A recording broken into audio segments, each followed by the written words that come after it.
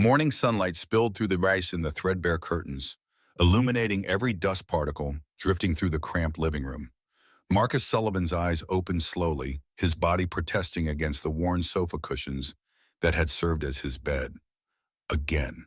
The springs dug into his ribs the same way they had for 3 years now, ever since he'd given Emma the only bedroom in their rental house.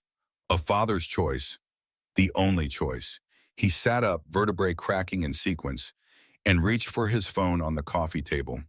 The screen showed 6:47 a.m. and a bank balance that made his stomach clench. $247.18. Rent was due in 11 days, $1,200 he didn't have. The eviction notice, folded and hidden in his toolbox so Emma wouldn't see it, gave them 30 days. Less than that now. A sound cut through his calculations. The clink of ceramic against wood. Soft footsteps padding across linoleum. Someone was in his kitchen. Marcus's pulse spiked. His hand instinctively reached for the tire iron he kept beside the sofa.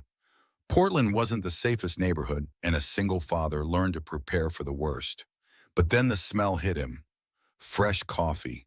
Not the instant powder he had been rationing, but real brewed coffee, rich and dark. He turned his head toward the kitchen doorway. A woman stood there, backlit by the early light filtering through the small window above the sink. Her hair fell in dark, sleep-tousled waves past her shoulders. She wore a white dress shirt. His white dress shirt, the only one he owned, the one he draped over the chair last night to air out before this morning's job interview at the warehouse. The shirt hung loose on her frame, the sleeves rolled up, the hem reaching mid-thigh. She moved with unself-conscious grace, pouring coffee into two mismatched mugs like she'd done this 1,000 times before. Marcus's throat went dry. His mind scrambled backward through the previous night, grasping for memories that felt slippery and incomplete. Rain. There had been rain. Torrential rain and lightning that split the sky open. He'd been driving home from the Johnsons' place after fixing their water heater, exhausted, his hands still smelling of pipe dope and rust. The roads had been flooding, water rushing across the asphalt in sheets. And then, the woman turned. Her face came into focus. High cheekbones, full lips, dark eyes that assessed him with an unsettling mixture of amusement and curiosity. She lifted one of the mugs in a small salute. Her voice came out low and smooth, like aged whiskey. "Morning. I was wondering when you'd wake up." Marcus found his own voice somewhere in his chest, rough from sleep and confusion. "Who are you?" She set the mug down on the counter with deliberate slowness, each movement calculated to draw out the moment. Her lips curved into something that wasn't quite a smile. "You really don't remember anything from last night?" The question landed like a challenge. Marcus ran a hand through his hair, trying to shake off the phone. Fragments of memory began to surface. A car, a luxury sedan, dark paint, crumpled against a tree, smoke rising from the hood. The driver's side door jammed. A woman's face through the window, blood on her forehead, eyes wide with terror. He'd stopped. Of course he'd stopped. His truck had skidded on the wet road, but he'd made it stop, made it to the wreck before the flames reached the cabin. He'd smashed the window with his elbow, glass embedding in his skin, blood mixing with rainwater. He'd cut the seatbelt with a pocket knife and pulled her free just as the engine caught fire. The woman in his kitchen was that woman, the one he'd carried through the storm to his truck, the one who'd been shaking so violently he'd worried about shock. The hospital had been too far, the roads too flooded. He'd brought her here to his house because it was close and dry, and she'd needed somewhere safe. He'd put her in his bed, Emma's too small, the sofa too uncomfortable for an injured person, and he'd taken the couch. Standard emergency protocol, nothing more. Except now she was standing in his kitchen wearing his shirt, and the way she looked at him suggested this was anything but standard. Marcus pushed himself to his feet, immediately aware of how he must look. Worn gym shorts, a faded Seahawks t-shirt with a hole near the collar, 3 days of stowable, hair sticking up at odd angles. He looked like what he was, a man barely holding on. The words came out sharper than intended. "You're wearing my shirt." She glanced down at herself, then back up at him with those dark eyes. "You left me lying in a soaking wetsuit. I found this." A pause, perfectly timed. Hope you don't mind. Mind? His only interview shirt, the one he'd pressed yesterday afternoon, the one he'd need in 3 hours when he tried to convince a warehouse manager he was worth $15 an hour in benefits.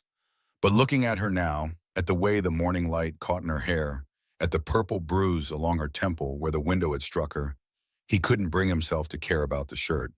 He opened his mouth to respond, but a new sound cut him off. Small feet padding down the short hallway. A yawn, high and childish. Emma appeared in the living room doorway, her blonde hair a wild halo around her face. Her blue eyes, Sarah's eyes, still heavy with sleep. She wore her favorite pajamas, the ones with cartoon robots that were getting too small but that she refused to give up. 7 years old and stubborn as hell. Marcus had no idea where she got that from. Emma's gaze locked onto the stranger in the kitchen. Her eyes went wide, but not with fear. With that particular brand of curiosity that had gotten her into trouble more than once. Who are you? The woman set down her coffee mug and crossed the small distance to the living room. She lowered herself into a crouch, bringing herself to Emma's eye level, a gesture that spoke of practice and patience. Just someone your dad helped last night. Emma looked from the woman to Marcus, then back again. Her expression turned thoughtful, calculating. Are you hurt? The woman touched the bruise on her temple with 2 fingers. I was. Your dad fixed that. Emma nodded, satisfied with this explanation, then launched into her morning routine without missing a beat.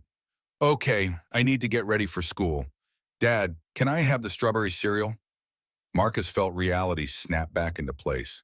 School, breakfast, the warehouse interview, his normal life, interrupted by whatever this situation was. We're out of strawberry, kiddo. Cheerios today. Emma's face fell for a moment, but she recovered quickly. Another thing she'd learned too early, how to hide disappointment. Okay, Cheerios are fine. She disappeared back down the hallway, leaving Marcus alone with the woman who'd made herself at home in his kitchen. The silence stretched between them, charged with questions neither seemed ready to ask. The woman straightened to her full height, which brought the top of her head to about his chin. She crossed her arms, the gesture pulling his shirt tighter across her shoulders. I should explain. Marcus held up a hand. You don't owe me an explanation. You were in an accident. I helped. That's it. Something flickered across her face, surprise maybe, or skepticism. Most men would want more than that. The statement hung in the air between them, loaded with implications Marcus didn't want to unpack. He moved past her into the kitchen, needing something to do with his hands, needing distance. He picked up the coffee pot she'd made, poured himself a cup in one of the chipped mugs that had survived his marriage and the aftermath. The coffee was good, too good. The kind that came from beans you ground yourself, not the pre-ground store brand he bought when he could afford it. He turned back to find her watching him with an expression he couldn't quite read. Where'd this coffee come from? She gestured toward his small kitchen table where a paper bag sat, the kind from expensive cafes that Marcus never entered. I had my assistant drop off some things this morning. Coffee, breakfast pastries, a change of clothes. A beat. And I wanted to thank you properly. Marcus felt something cold settle in his chest. Assistant. Morning delivery. This woman had resources, the kind that could arrange for fresh coffee and designer pastries before 7 a.m. on a Thursday. The kind that didn't match with his peeling linoleum and thrift store furniture. He set the mug down harder than necessary. You could have just left.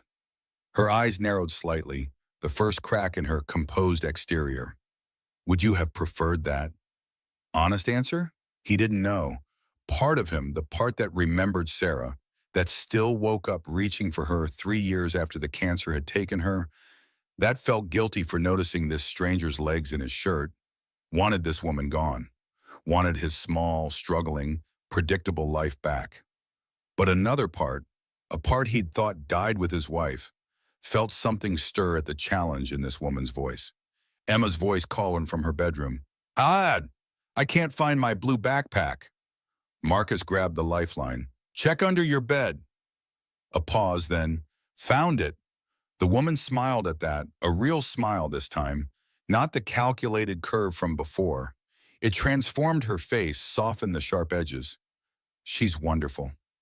Marcus felt his defenses shift slightly. Anyone who saw Emma clearly, who recognized what an amazing kid she was, couldn't be all bad. She's everything.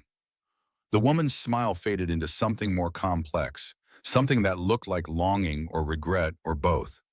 How old? The answer came automatically. 7, second grade, straight A's, even though she's in the gifted program and the work is supposed to be harder. Pride bled through every word, impossible to contain. The woman nodded slowly, still watching Emma's closed bedroom door. You're doing this alone? The question was gentle, but it still felt like a knife between the ribs. Marcus's hand tightened on his coffee mug. That's none of your business. She held up both hands in surrender. You're right, I'm sorry. But she didn't look sorry.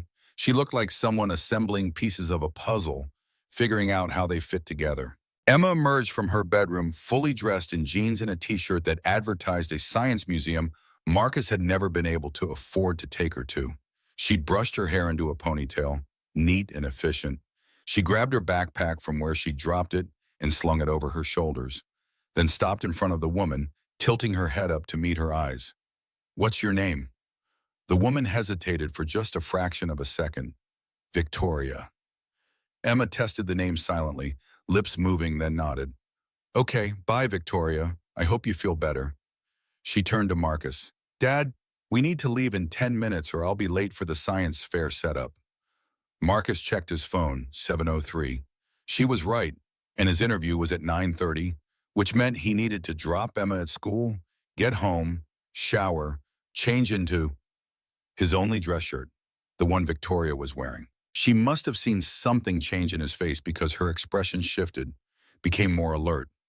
What's wrong? Marcus shook his head. Nothing. I'll figure it out. He looked at Emma. Go brush your teeth. I'll make you toast to eat in the truck. Emma disappeared into the bathroom. The water ran. Marcus moved mechanically through the morning routine, pulling bread from the nearly empty cupboard, sliding 2 slices into the toaster that only worked if you held the lever down manually. He could feel Victoria's eyes on him, assessing, calculating. The toast popped up. He spread the last scraping of peanut butter from the brine across both pieces, cut them into triangles the way Emma liked, wrapped them in a paper towel. His mind was already moving ahead, trying to solve the equation. Drop Emma at school by 7:30, home by 7:45, shower by 8 o'clock. But what would he wear? He had work clothes, jeans and flannel shirts stained with grease and drywall dust. He had this Seahawks shirt and 2 others like it. He had nothing appropriate for a job interview at a place that required business casual. Victoria's voice cut into his spiral. You have somewhere to be. It wasn't a question. Marcus didn't bother denying it. Job interview, warehouse supervisor position, 9:30. Her gaze dropped to the shirt she was wearing, then back to his face. Understanding dawned. This is your interview shirt. Marcus busied himself wrapping the toast, not meeting her eyes. It's fine. I'll wear something else. The lie sat between them, obvious and pathetic. They both knew he didn't have something else. Not anything that would help him get a job that paid enough to keep Emma fed and housed. Victoria crossed the kitchen in 3 strides. She began unbuttoning the shirt, quick and efficient, no hesitation. Marcus's brain short-circuited for a moment before he realized she wore a black tank top underneath, probably part of whatever outfit she'd had on the night before. She stripped off his shirt and held it out to him. Take it. Marcus didn't reach for it. You need something to wear. She glanced down at herself, the tank top, the fact that her suit pants from last night were probably still damp, then shrugged. I'll call my assistant. She can bring something within 20 minutes. The casual way she said it, the assumption that help was always a phone call away, reminded Marcus of the gulf between them. People like her didn't understand what it meant to have exactly one of something. One interview shirt, one chance, one shot at making rent before the eviction notice became reality. He pushed the shirt back toward her. Keep it. I'll manage. Her jaw set in a way that suggested she wasn't used to people refusing her help. Don't be stubborn. Something hot flared in Marcus's chest. I'm not being stubborn. I'm being... He cut himself off, aware of Emma just down the hall, aware that he didn't want his daughter to hear him lose his temper with a stranger. Look, you were in an accident. You're injured. You're still recovering. I'm not taking the shirt off your back so I can go beg for a job that probably won't pay enough anyway. Victoria stared at him like he'd spoken a language she didn't understand. Her mouth opened, closed, opened again. I'm offering to help. Marcus turned away, focusing on Emma's toast, on anything that wasn't the confused expression on this woman's face. I know and I appreciate it, but no. Emma emerged from the bathroom, face washed, teeth brushed, backpack secured. She looked between Marcus and Victoria, her kid radar picking up the tension. Is everything okay? Marcus forced a smile. Everything's fine, kiddo. Ready to go? Emma nodded but kept glancing at Victoria, who still held the shirt in one hand, looking lost in a way that seemed fundamentally wrong for someone so clearly used to being in control. Victoria cleared her throat. Marcus, wait. She stepped closer, lowering her voice so Emma wouldn't overhear. At least let me give you money for... The words hit him like a slap. Marcus felt his entire body go rigid. He turned to face her fully, and whatever she saw in his expression made her take half a step back. His voice came out low and hard. I don't want your money. Victoria blinked. I'm trying to help. Marcus leaned in slightly, making sure she heard every word. I didn't pull you out of that car for a reward. I did it because you were a person who needed help, and I was there. That's it. That's the entire story. He straightened, putting distance between them. If you want to thank me, the words are thank you. That's all I need.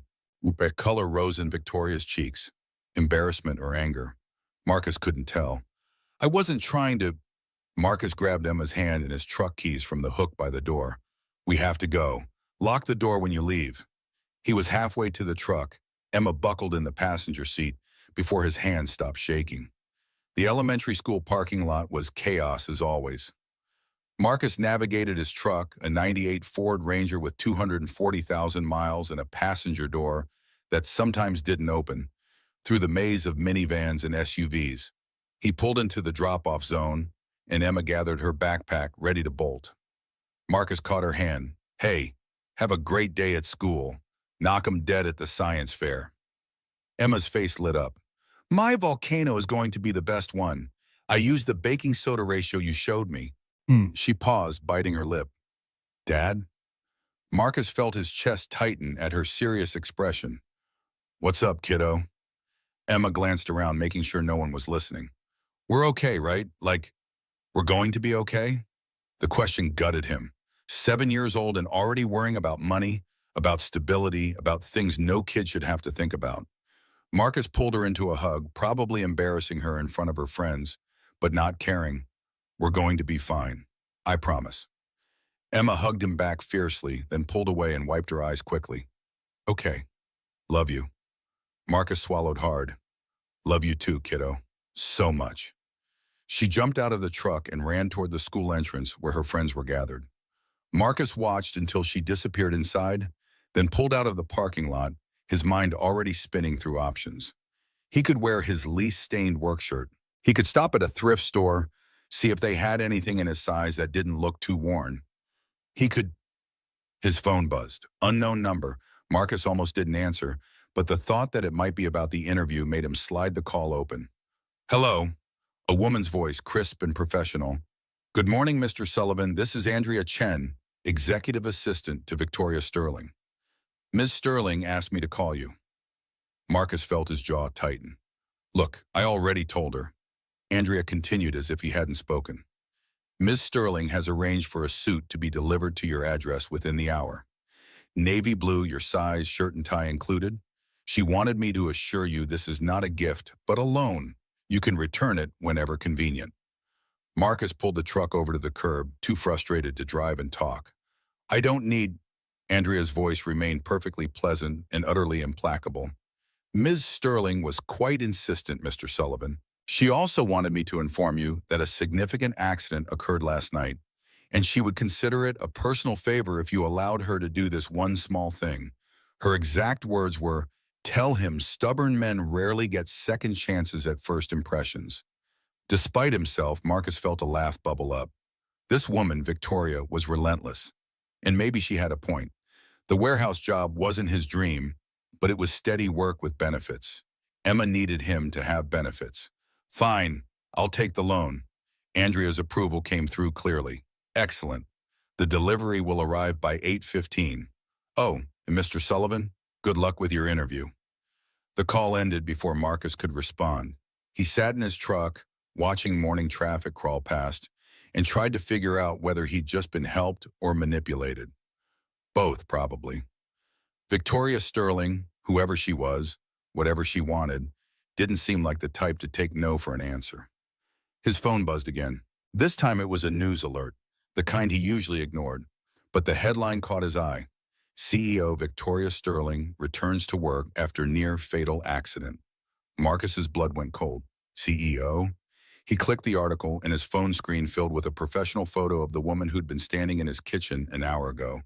Victoria Sterling, 34, Chief Executive Officer of Sterling Dynamics, a technology company Marcus had never heard of, but that apparently employed 3,000 people across 5 states. Net worth estimated at $800 million. Named one of Oregon's most influential business leaders 3 years running. Featured in Forbes, Fortune, Bloomberg. The article detailed last night's accident in clinical terms. Severe thunderstorm, late-night drive home from a board meeting, car hydroplaned on Interstate 84, struck a tree.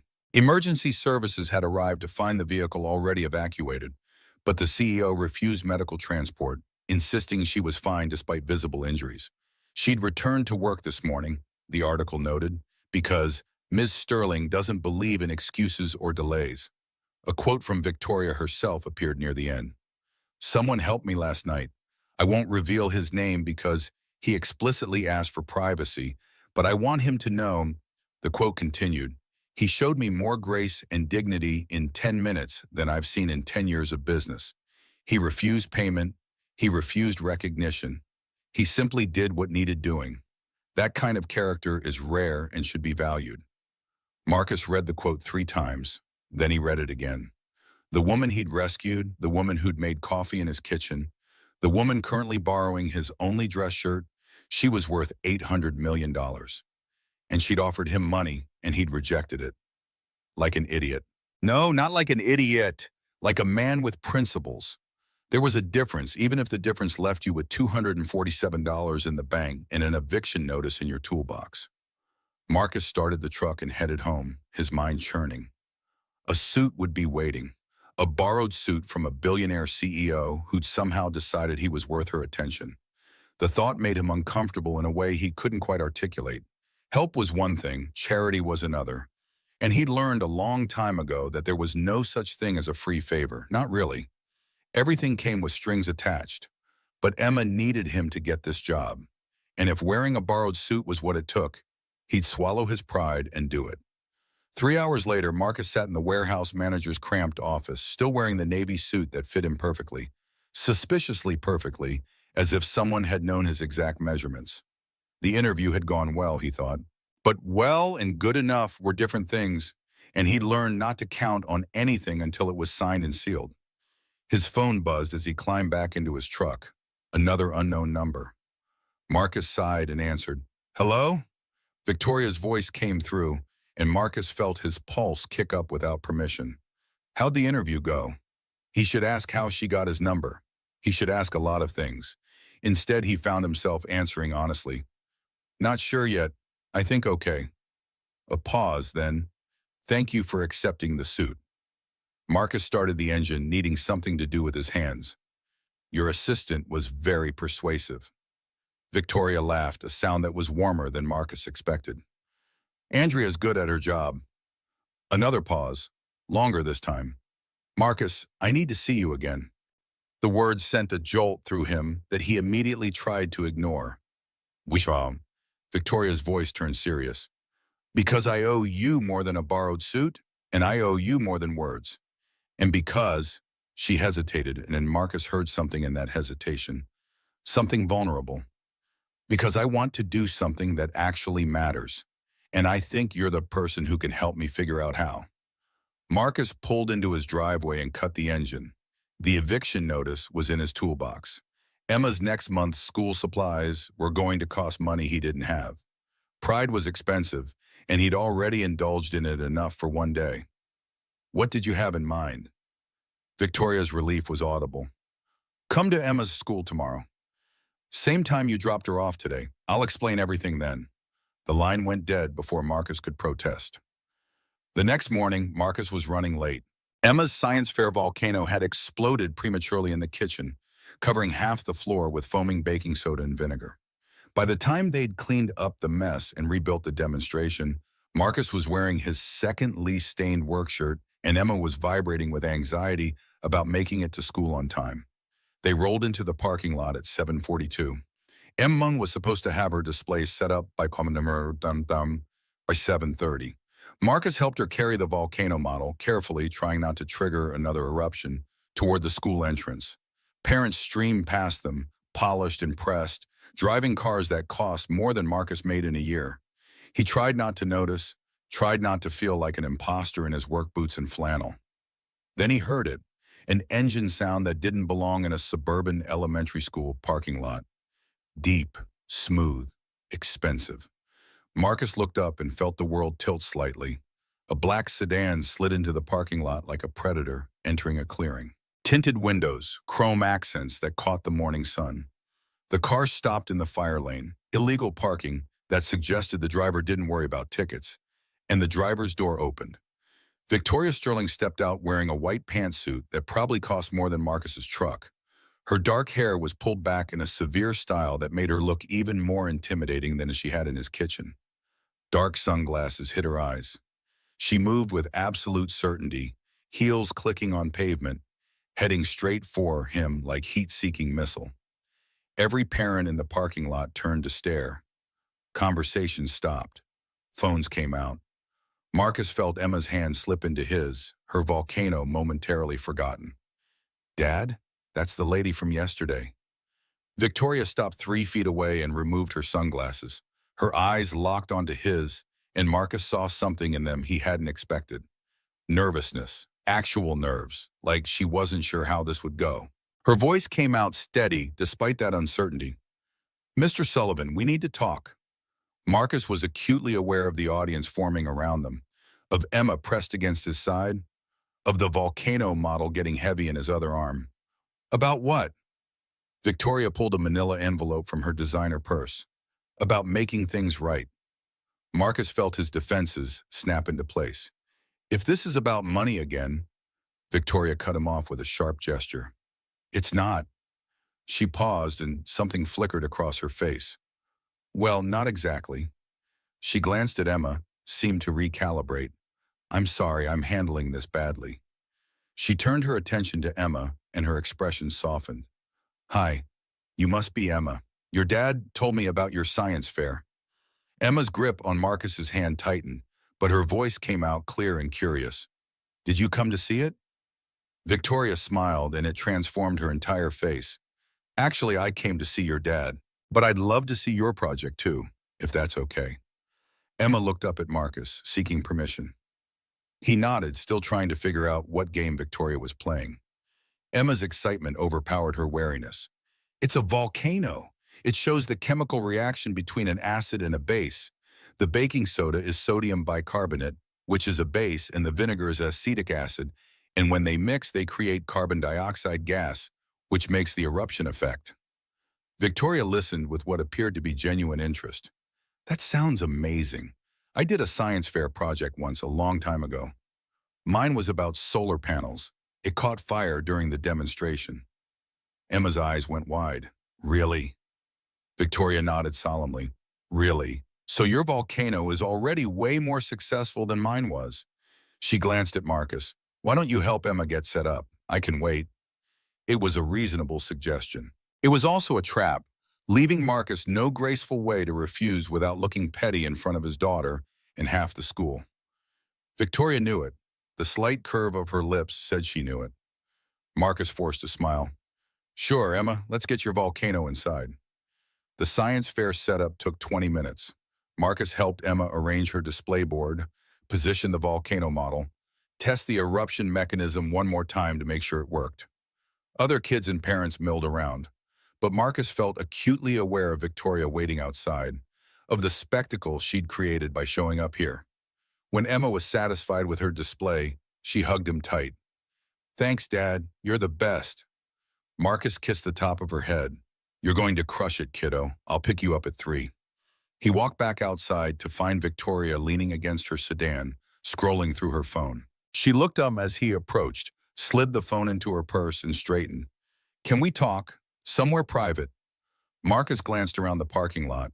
Parents were still watching, some not even pretending to hide their curiosity. "There's a coffee shop 2 blocks away." Victoria shook her head. "Too public. Come with me." She opened the passenger door of her sedan. An invitation, or a command. Marcus couldn't quite tell which. He thought about saying no, about walking away from whatever this was before it got more complicated. But curiosity won out. Or maybe it was something else. The memory of her standing in his kitchen, the vulnerability he'd glimpsed beneath the CEO armor, the quote in the news article about grace and dignity. Marcus got in the car. Victoria slid behind the wheel, started the engine, that same predatory purr, and pulled smoothly out of the parking lot. She didn't speak for several blocks, navigating through morning traffic with practiced ease. Marcus watched the familiar street slide past, wondering where she was taking him. They ended up at a small park overlooking the Willamette River. Victoria parked in a spot that probably wasn't legal and killed the engine. For a long moment, neither of them spoke. Finally, Victoria turned to face him. "I'm not good at this." Marcus waited. She took a breath. "Yesterday in your kitchen, I made you an offer, several offers, and you turned them all down. The money, the coffee, everything."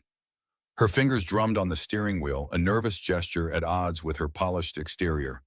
"Do you have any idea how rare that is? People don't say no to me. They take what I offer and ask for more. Or they pretend to refuse out of pride, but eventually cave. You didn't cave."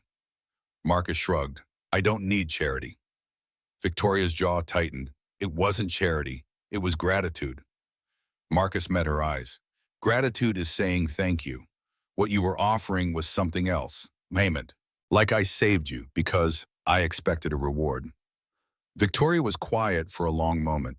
When she spoke again, her voice was softer. "You're right. I'm sorry." She pulled the manila envelope from her purse and set it on the dashboard between them. "But I'm still going to make you an offer, and I need you to actually listen before you refuse." Marcus eyed the envelope warily. "What is it?" Victoria didn't open it yet. Instead, she looked out at the river, her profile sharp against the morning light. "When I was 12, I lived in a foster home. Number 7, if you're counting. I'd been bounced through the system for 4 years by then. This particular home was run by a man named Gerald. Gerald liked his drinks, and he liked his belt, and he didn't like mouthy kids who thought they were better than they were." Her voice stayed flat, factual. "I stole an apple from the kitchen because I was hungry and the school lunch had been hours ago. Gerald caught me, 5 lashes across the back. I still have the scars." Marcus felt something cold settle in his chest. He wanted to say something, but Victoria wasn't done. She continued, still staring at the river. "When I was 14, the girls at my group home locked me in a storage closet for 6 hours. When they finally let me out, they told me I'd never be anything. Never matter. Just another throwaway kid nobody wanted." She paused. "When I was 16, I tried to kill myself in a bathroom at school. A social worker found me before I bled out. Nobody ever asked why I'd done it. They just moved me to a different placement." Marcus's throat felt tight. He didn't know what to say to me, didn't know how to respond to this cascade of trauma delivered in such measured tones. Victoria finally looked at him. "I'm telling you this because I need you to understand something. Everything I have, my company, my money, my reputation, I built it by myself. Nobody helped me. Nobody gave me a chance. I clawed my way up from nothing, and I told myself I'd never be that helpless girl again, that I'd never need anyone." She picked up the envelope. "And then my car hit a tree in the middle of a storm, and a stranger pulled me out of a burning vehicle. A stranger who refused my money, who gave me his bed and his shirt and asked for nothing in return. A stranger who reminded me that character isn't about what you have, but what you do when nobody's watching." Victoria opened the envelope and pulled out papers. I own the building you're renting. As of 3 days ago, I bought it through one of my subsidiary companies. Your rent is paid for the next 12 months. When the year is up, you'll have the option to purchase the property at current market value, minus what you've already paid in rent. Marcus felt his hands curl into fists. I can't accept that. Victoria held up a hand. I'm not finished. I'm also starting a foundation, the Sullivan Foundation for Single Parents. It will provide financial assistance, job training, and childcare support for single parents, specifically single fathers, because nobody talks about them, nobody helps them, and they're falling through every crack in the system. She looked at him directly. I want you to run it. The words hit Marcus like a physical blow. He couldn't process them, couldn't make them make sense. What? Victoria's expression was earnest in a way that seemed to cost her something. You know this community. You know these struggles. You understand what it means to work 3 jobs and still not make rent. You know what it feels like to choose between your kids' lunch money and your own meals. I have the money and the infrastructure, but I don't have your perspective. I don't have your credibility. People like you don't trust people like me, and they shouldn't, but they'll trust you. Marcus shook his head, trying to find solid ground. You don't know me. You met me yesterday. Victoria's lips curved into something that might have been a smile. I've had you investigated. The admission was so casual, so matter-of-fact that it took Marcus a second to register it. When he did, anger flared hot in his chest. You what? Victoria didn't flinch. I had my head of security run a background check. Standard procedure for anyone I'm considering for a significant position. You're clean, no criminal record, excellent work history despite the career setback after your wife died, references from former employers that universally describe you as honest and reliable. Your credit is terrible, but that's because you've been prioritizing Emma's needs over your own, which actually makes you perfect for this role. She paused. I'm sorry if that feels invasive, but I don't make decisions based on feelings. I make them based on information. Marcus stared at her, trying to decide if he was more angry or impressed by the sheer audacity. You had me investigated, and now you want me to work for you, running a foundation you named after me, using my life as some kind of poster campaign for— Victoria cut him off. For showing that men like you matter, that your struggles are valid, that character and dignity exist outside corporate boardrooms and country clubs. Her voice dropped lower. I'm not doing this for PR, Marcus. I'm doing it because last night, for the first time in 20 years, someone saw me as a person instead of a bank account. And it reminded me why I started my company in the first place. Not to get rich, but to help people who were like me. Lost, forgotten, considered disposable.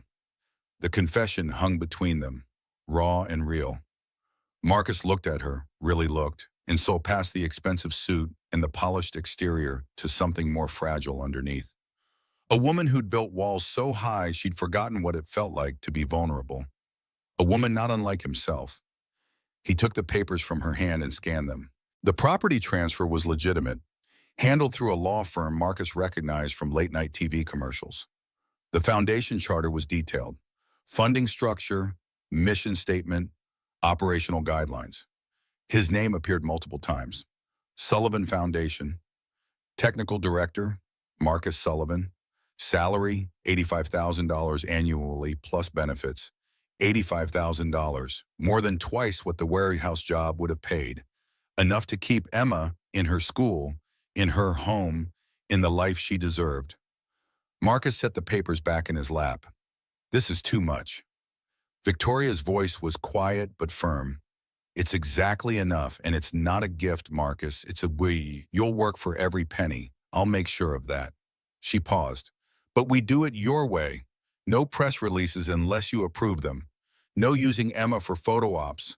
No turning your life into a campaign. Just real help for real people. That's the deal. Marcus looked out at the river, at the morning sun reflecting off the water, at the joggers and cyclists passing on the riverside path. Normal people living normal lives, unburdened by the weight of impossible choices. He thought about Emma, about the eviction notice, about the warehouse job he probably hadn't gotten, about the fact that pride was expensive and he'd already spent more than he could afford. He thought about Sarah's last words, whispered in a hospital room that smelled of antiseptic and death. Don't close your heart. Emma deserves to see you happy. Promise me you'll try me. He'd promised, and he'd broken that promise every day for 3 years, burying himself in work and exhaustion because it was easier than feeling. Maybe it was time to try something different. Marcus turned back to Victoria and held out his hand. Okay, we do this my way. No publicity stunts, no flashy announcements, just real help. Victoria's smile was genuine this time, reaching her eyes. Agreed. They shook. Her hand was warm in his, her grip firm and sure. For a moment, neither let go. Then Victoria pulled back and started the engine. I should get you back to your truck, and I have a board meeting in an hour. She pulled out of the parking spot and merged into traffic. Oh, one more thing. Marcus raised an eyebrow. What? Victoria's lips curved into a mischievous smile. I still have your shirt. Despite everything, the confusion, the anger, the overwhelming weight of what he'd just agreed to, Marcus laughed, really laughed, the sound surprising even himself. Keep it. You wear it better anyway. Victoria glanced at him, something warm flickering in her expression. I know I do. They pulled back into the elementary school parking lot. A few parents still lingered, and their heads swiveled as Victoria's sedan came to a smooth stop next to Marcus's battered truck. Phones appeared again. Marcus could already imagine the gossip spinning through the PTA phone tree. He reached for the door handle, then paused.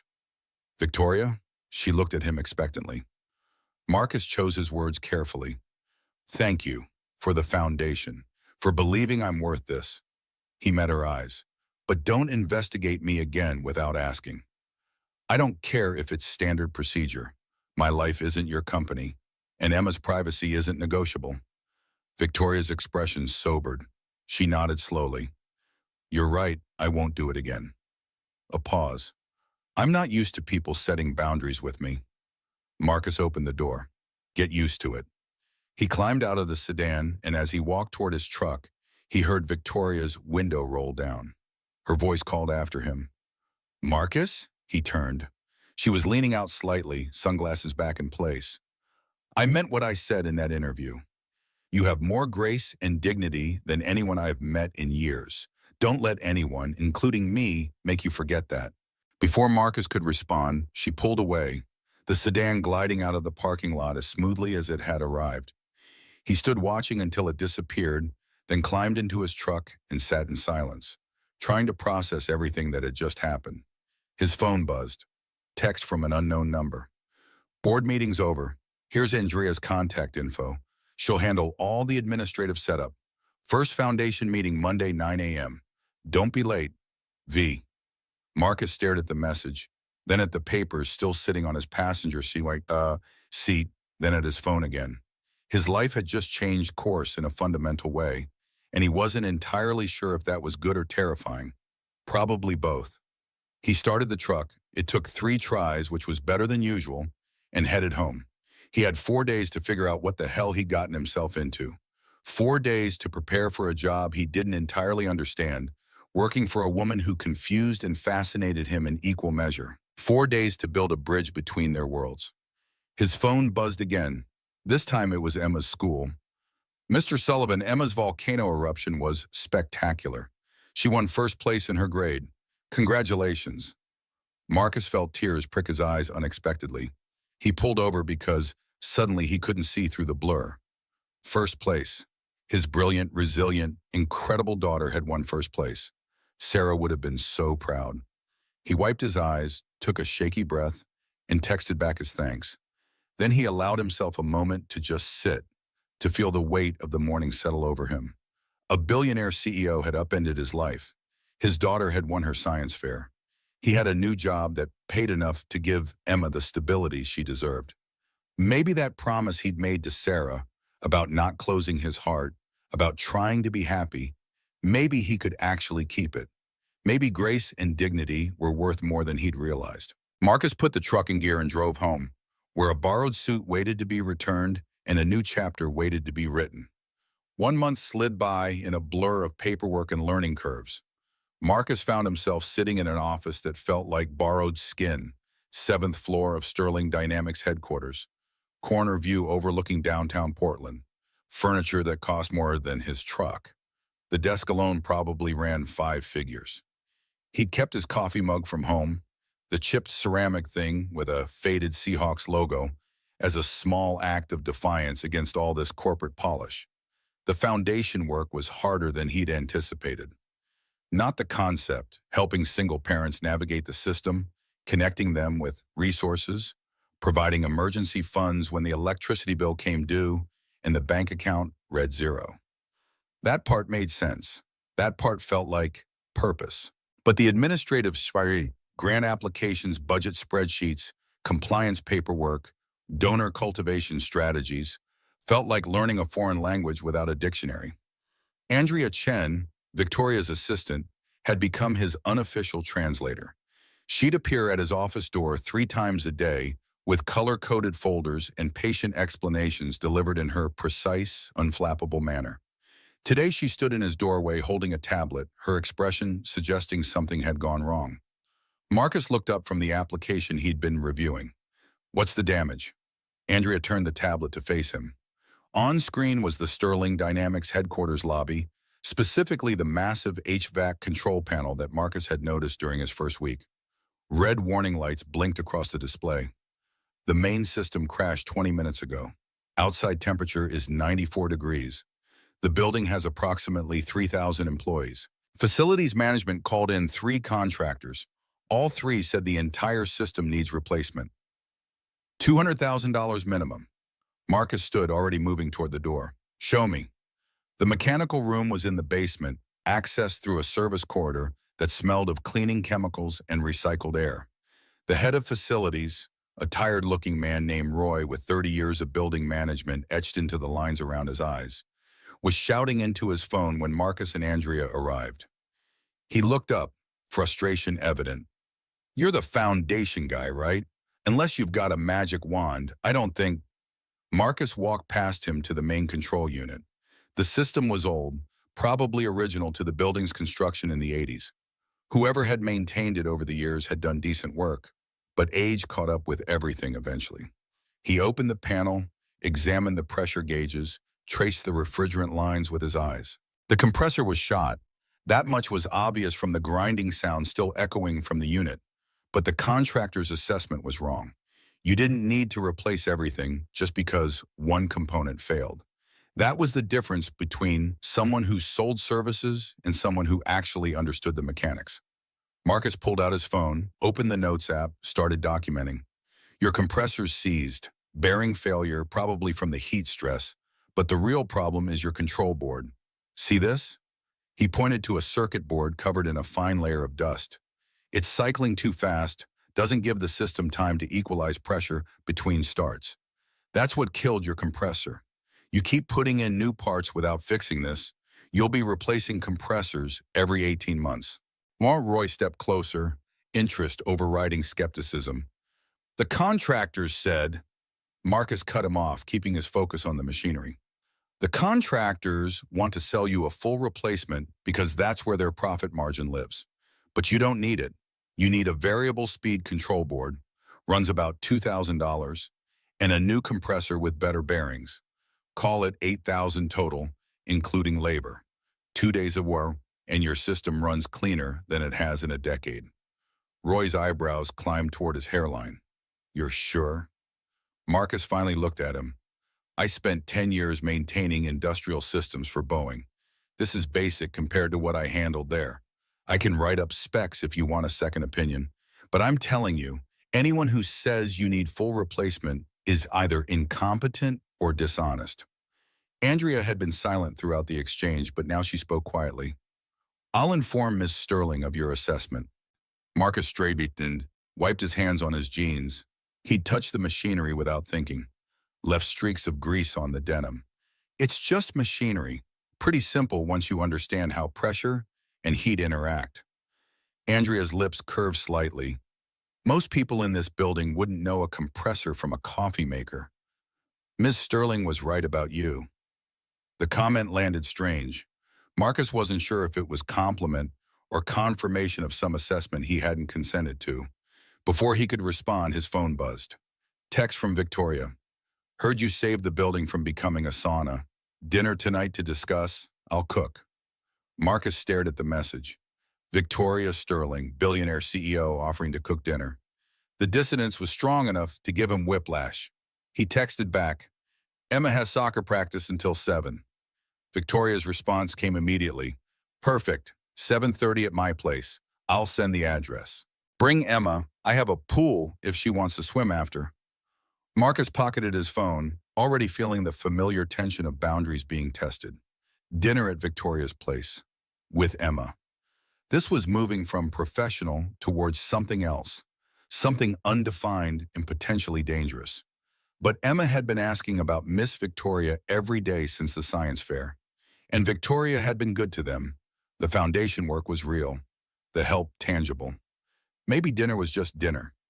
He headed back upstairs to finish reviewing applications, trying not to think too hard about what 7:30 would bring. Victoria's penthouse occupied the top 2 floors of a building overlooking the Willamette River. Marcus stood in the lobby, Emma beside him clutching her swimsuit in a plastic bag, and tried not to feel completely out of his depth. The doorman had greeted them by name. Victoria had clearly called ahead and directed them to a private elevator that required a keycard to operate. The elevator opened directly into Victoria's living space. Floor-to-ceiling windows wrapped around 3 sides, offering a panoramic view of the city as the sun began its descent toward the western hills. The furniture was modern and minimal, all clean lines and neutral colors, but somehow the space didn't feel cold. Books lined one wall, actual paper book with worn spines suggesting they'd been read multiple times. A blanket was draped over the back of the couch, soft and rumpled. Fresh flowers sat on the kitchen island. Victoria appeared from what Marcus assumed was the kitchen, wearing jeans and a simple black t-shirt. No suit, no armor. Just a woman in casual clothes, hair loose around her shoulders, barefoot on the hardwood floors. Emma's shyness evaporated. Miss Victoria, you have a pool. Victoria smiled. On the terrace. It's heated if you want to swim later. But first, she gestured toward the kitchen island where ingredients were laid out. I need help making dinner. Do you know how to mix a salad? Emma nodded enthusiastically, dropping her bag and running toward the kitchen. Marcus followed more slowly, taking in details. The kitchen was enormous, restaurant-quality appliances, but the counter showed signs of actual use. A well-worn cutting board, a knife block with handles that didn't match, a container of utensils that looked collected rather than purchased as a set. Victoria caught him looking. I like to cook. It's meditative. She handed Emma a bowl and began showing her how to tear lettuce, her movements practiced and efficient. Marcus leaned against the counter, feeling simultaneously comfortable and off balance.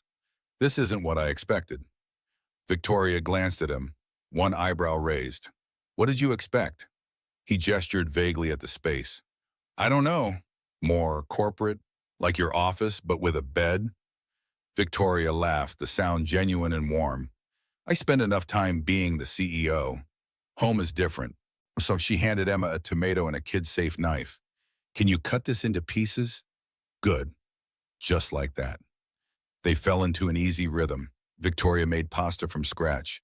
Actual pasta, rolling out dough on a marble counter while Emma watched with fascination.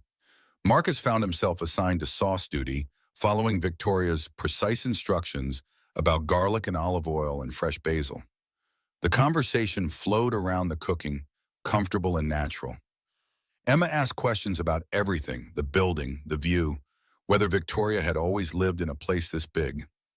Victoria answered honestly, not talking down, treating Emma like a person whose opinions mattered. Dinner was simple and perfect. They ate at the kitchen island rather than the formal dining table, Emma between them, chattering about school and soccer and her next science project. Victoria engaged completely, asking follow-up questions, genuinely interested. Marcus watched the interaction and felt something in his chest loosen slightly. After dinner, Emma did swim, 20 minutes in the heated pool on the terrace while Marcus and Victoria sat in deck chairs, watching the city lights flicker on as darkness fell. The temperature had dropped to something comfortable, the earlier heat bleeding away. Victoria's voice came quietly. She's remarkable. You're doing an incredible job with her. Marcus felt the familiar swell of pride mixed with inadequacy. I'm trying. Some days are better than others. Victoria was silent for a moment then. My mother left when I was 4. My father when I was 6. Different reasons, same result. I ended up in the system. Bounced around until I aged out at 18. She paused. I tell you this because Emma will never have that uncertainty. She knows she's loved. She knows she matters. That's everything. Marcus looked at her profile, the elegant lines of her face softened by the low light. You turned out pretty well despite it. Victoria's laugh was hollow. I turned out rich. That's not the same as well. She met his eyes. I have everything money can buy and nothing it can't. Most days I'm fine with that equation. But sometimes she stopped, seeming to reconsider. Sometimes I wonder what it would have been like to have what Emma has. Someone who'd do anything for her. Someone who sees her as the whole world. The vulnerability in her voice hit Marcus unexpectedly. He wanted to reach out, to offer comfort, but Emma's splash broke the moment. The rest of the evening passed easily. When it was time to leave, Victoria handed Marcus a container with leftover pasta. For lunch tomorrow. Emma hugged Victoria spontaneously, fierce and quick. Can we come back? Victoria's expression softened completely. Anytime. In the elevator down, Emma leaned against Marcus's side. I like her. She's lonely, though. Marcus looked down at his daughter, once again struck by her perceptiveness. What makes you think that? Emma shrugged. Her house is pretty, but it feels empty, like nobody lives there except her. She looked up at him with those blue eyes that saw too much. We should visit more, so she's not so lonely. Marcus kissed the top of her head, throat tight. Yeah, kiddo, we should. The working dinners became a pattern. Twice a week, Marcus and Emma would show up at Victoria's penthouse, and they'd cook together, eat together, talk about everything and nothing. Victoria taught Emma about business and investments. Emma taught Victoria about soccer and science projects. Marcus found himself relaxing into the routine, the boundaries between professional and personal blurring in ways that should have concerned him more than they did. The problem started small. Marcus picked Emma up from school one Friday to find her wearing clothes he'd never seen before. A designer dress in soft blue probably cost more than his monthly grocery budget. Patent leather shoes that weren't the worn sneakers she'd left the house in that morning. A hair clip that sparkled with what might have been actual crystals. Emma saw his expression. Miss Victoria sent them. They were delivered to school at lunch. The principal said it was okay. She spun around, making the dress flare. Do you like it? Marcus forced a smile, not wanting to dim her excitement. You look beautiful, sweetheart. Go wait in the truck. I need to make a quick call. Once Emma was out of earshot, Marcus pulled out his phone and called Victoria. She answered on the second ring, her voice professional, probably in a meeting. Marcus, is everything okay? His jaw was tight enough to ache. We need to talk, in person, tonight. A pause, then. I have a late call with Tokyo. Can it wait until... Marcus cut her off. No, it can't. Tonight, after Emma's asleep, I'll come to you. Victoria's voice shifted, became more careful. Okay, 9 o'clock. Marcus arrived at 9:15, having taken extra time to get Emma settled and to make sure his anger had cooled from boiling to merely simmering. Victoria met him at the elevator, barefoot again, concern evident. What happened? Marcus pulled the shopping bag from behind his back. He'd made Emma change back into her regular clothes before leaving school. He set it on the counter with more force than necessary. This is what happened. Victoria looked at the bem, then at him, genuine confusion on her face. The clothes, I saw them at Nordstrom. They were perfect for Emma's coloring, and I thought... Marcus's control slipped. You thought what? That my daughter needs you to dress her? That the clothes I provide aren't good enough? Victoria's eyes widened. No, that's not... I was just trying to do something nice. Marcus felt something crack in his chest, all the pressure of the past month finding release. You don't get to make those decisions. She's my daughter. Mine, not yours. You want to help? Ask. You want to buy her something? Check with me first. You don't get to swoop in and... He stopped, trying to find the right words. You don't get to try to fix us like we're broken. Victoria's face had gone pale. I didn't mean it like that. Marcus pressed on, the words needing to come out. This is what people like you do. You see something you think needs improving, and you throw money at it. New clothes, better schools, nicer things. But Emma doesn't need nicer things. She needs stability. She needs to know that who she is right now, in her thrift store jeans and her hand-me-down shoes, is enough. The silence that followed felt heavy enough to collapse the floor. Victoria's hands trembled slightly before she crossed her arms, a defensive gesture. I'm sorry, you're right. I overstepped. Her voice was quiet, strained. She's such a great kid, and I wanted to... She stopped, swallowed hard. I don't know how to do this. Any of this. Being part of someone's life. I don't have a blueprint. The admission took some of the heat out of Marcus's anger. He exhaled slowly. Then ask for one. Talk to me. Don't just decide things that affect my kid. Victoria nodded, still not meeting his eyes. I won't do it again. I promise. She looked up finally. Can I still see her? I know I messed up, but... Marcus felt his anger drain away completely, replaced by something more complicated. Of course, but Victoria, Emma's not a project. She's not something you fix or improve. She's just a kid who needs consistency and boundaries. You want to be part of her life? Actually be part of it. Not as a benefactor, as a person. Victoria's eyes were bright, moisture gathering at the corners. I'm not used to people setting limits with me. Marcus moved closer, his voice gentler now. Get used to it, because if this, he gestured between them, whatever this is going to work. You need to understand that Emma comes first, always, no exceptions, and decisions about her go through me. Victoria wiped her eyes quickly, nodded again. Understood. A pause, then. For what it's worth, I really was just trying to do something nice. I saw the dress and thought of her. I didn't think about how it might feel from your side. Marcus believed her. That was somehow worse. Knowing her intentions were good made it harder to stay angry. I know, but good intentions don't erase impact. He softened further. Emma loved the dress, by the way. Made her day. But next time, give it to me to give to her. Let me be the one who provides. Victoria's lips curved slightly. Your pride is showing. Marcus didn't apologize. Yeah, it is. That's non-negotiable too. They stood looking at each other for a long moment. The tension had shifted, become something different. Not anger anymore. Something else. Something neither seemed ready to name. Victoria broke eye contact first. I should let you get home. I know it's late. But she didn't move toward the elevator. Marcus didn't move either. Yeah, I should go. Still standing there. Victoria's voice dropped lower. I really am sorry about overstepping. Marcus nodded. I know. The elevator dinged. Marcus stepped in, turned to face her. Victoria remained in the doorway, backlit by her expensive lights, looking smaller somehow than her reputation suggested. The door started to close. Marcus caught them, held them open. Victoria? She looked up. Yeah. Marcus chose his words carefully. Thank you for caring about her. Just let me parent her. Okay. Victoria's smile was genuine despite the tears still threatening. Okay. The doors closed. Marcus rode down alone, his emotions tangled and complicated. Part of him felt good about setting boundaries.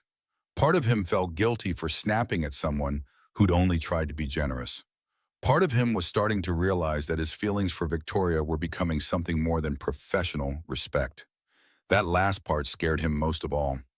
At home, Marcus lay awake long after Emma had fallen asleep. The house was quiet except for the occasional creak of old wood settling. He stared at the ceiling, his mind refusing to stop churning. Sarah's face appeared in his memory, vivid and painful. Not the gaunt, hollow-eyed version from her final weeks, but Sarah from before, vibrant and laughing, dancing in the kitchen while dinner burned, stealing kisses when Emma wasn't looking.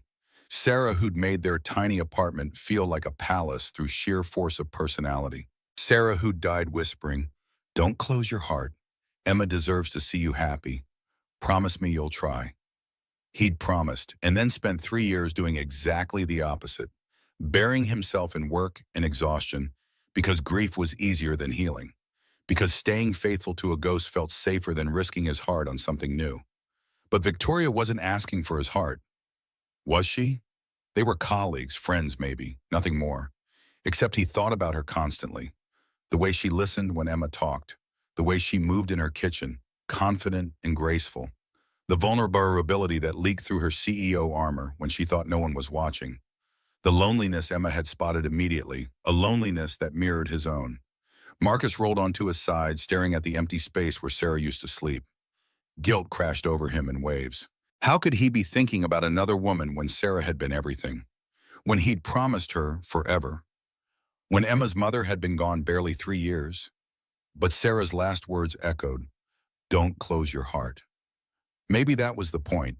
Maybe Sarah had known that living in the past would poison whatever future he and Emma could build. Maybe permission had been her final gift. Marcus closed his eyes, exhaustion finally winning over insomnia. Tomorrow the foundation had its public launch event. Tomorrow he'd have to stand in front of cameras and donors and speak about things that mattered. Tomorrow he'd see Victoria again and they'd navigate whatever this complicated thing between them was becoming. Tonight, he just needed sleep. Across the city, Victoria sat in her darkened living room, knees pulled to her chest, staring out at Portland's lights. The penthouse felt cavernous and cold despite the expensive heating system.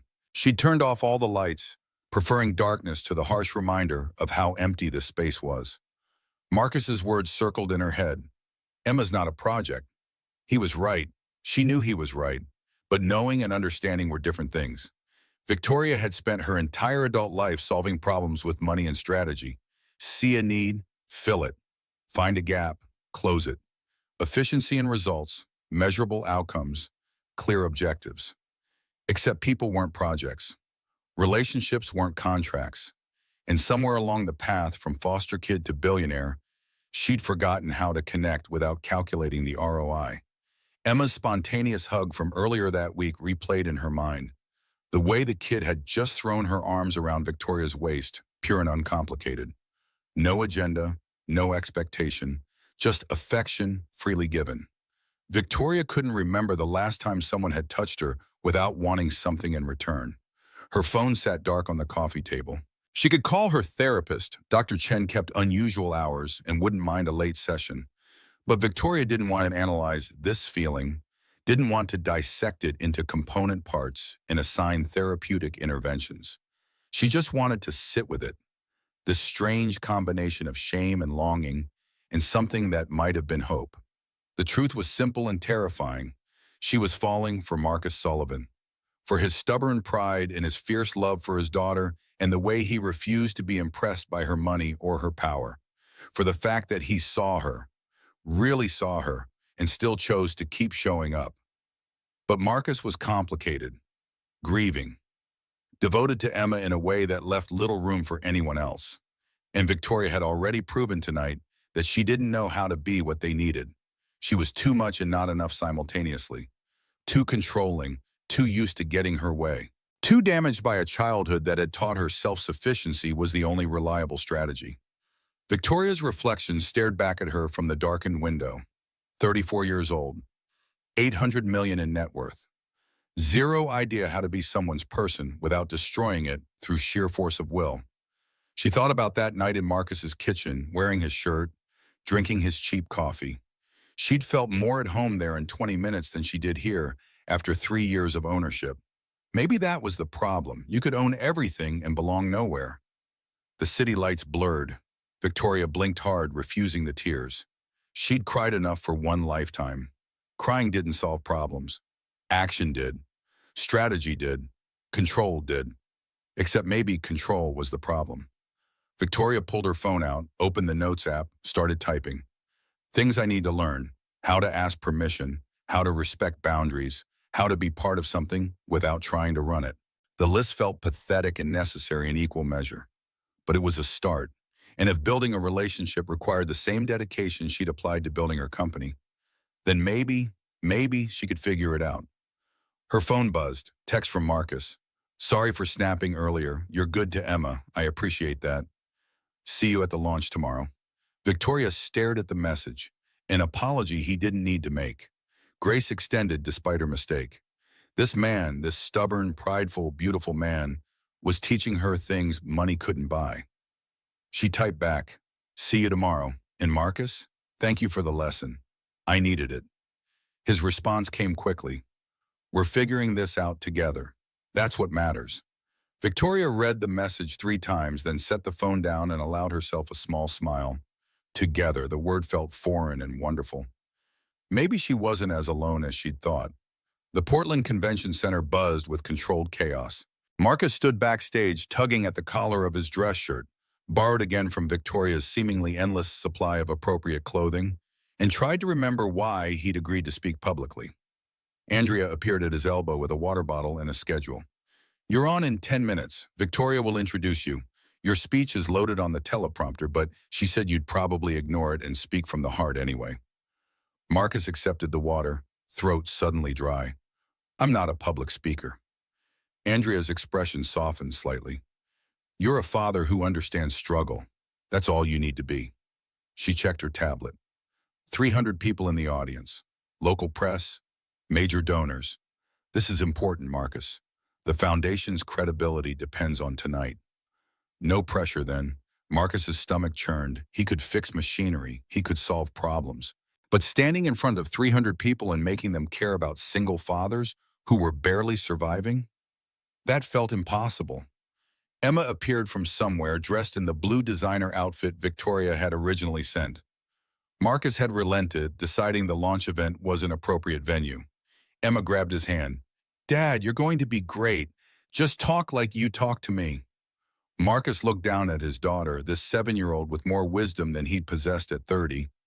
When did you get so smart? Emma grinned. I learned from the best. The lights in the auditorium dimmed. Victoria's voice came through the speakers, confident and clear. Marcus couldn't hear the words from backstage, but he heard the audience response. Applause, murmurs of approval. Then Andrea was pushing him toward the stage entrance, and there was no more time to panic. He walked out into blinding lights. The audience was a dark mass beyond the stage glow.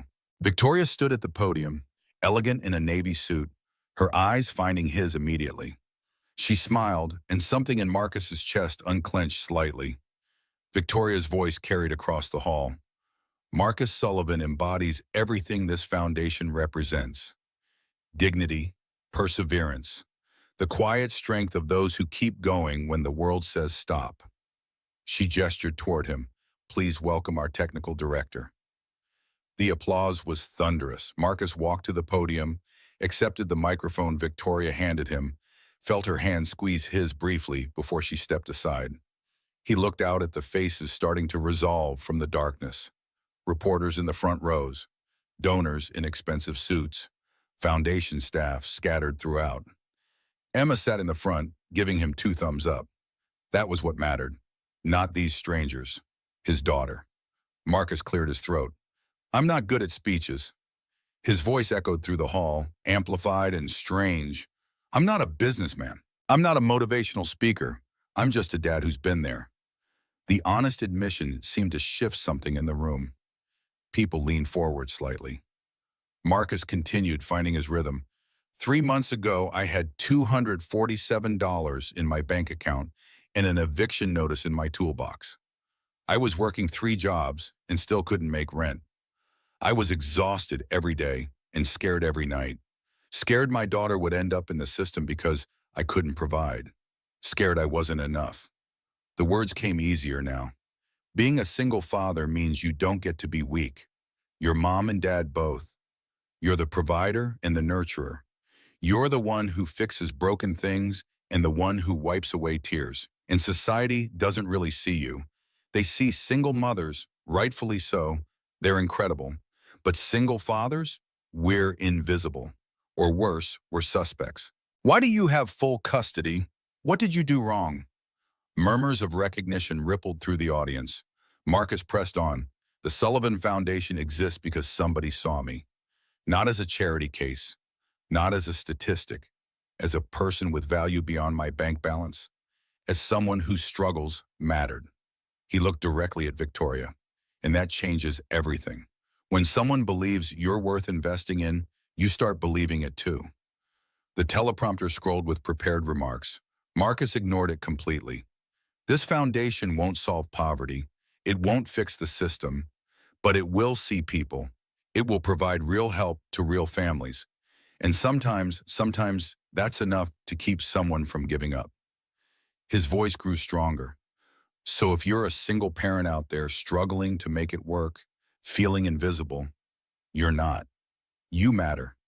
Your kids are lucky to have you. And now you have support, real support. Because dignity isn't about what you have. It's about refusing to quit, even when quitting makes sense. Marcus set the microphone down. The silence lasted 3 heartbeats. Then the audience rose as one, applause crashing like waves. Marcus stood frozen, overwhelmed by the response. Emma was crying in the front row. Happy tears, the kind that came from pride. Victoria's expression held something Marcus couldn't quite read but felt down to his bones. He'd done it, somehow. Backstage, Victoria found him immediately. That was perfect. Marcus's hands were still shaking from adrenaline. I went completely off script. Victoria's smile was radiant. I know. It was better than anything I could have written. She hesitated, then pulled him into a brief hug. Professional. Collegial. Over in seconds, but Marcus felt the contact everywhere. Emma crashed into both of them, still crying. You were amazing. Marcus scooped her up, holding tight. Thanks, kiddo. The rest of the evening blurred. Handshakes with donors, photos with press, conversations with foundation staff. Marcus moved through it mechanically, his mind still processing what had just happened. He'd spoken publicly about his struggles. He'd made himself vulnerable in front of hundreds of people. And somehow it had mattered. Near midnight, after Emma had fallen asleep in a quiet room Andrea had arranged, Marcus found Victoria on the convention center's balcony, overlooking the city. She stood alone, the cool night air moving her hair. Marcus joined her at the railing. Successful event. Victoria didn't look at him. Because of you, your speech was... She stopped, searching for words. It was everything I hoped this foundation could be. Honest, real, human. They stood in comfortable silence, shoulders nearly touching. The city sprawled below them, lights and lives and stories unfolding in the darkness. Victoria's voice came quietly. I meant what I said in my introduction, about you embodying dignity. She turned to face him.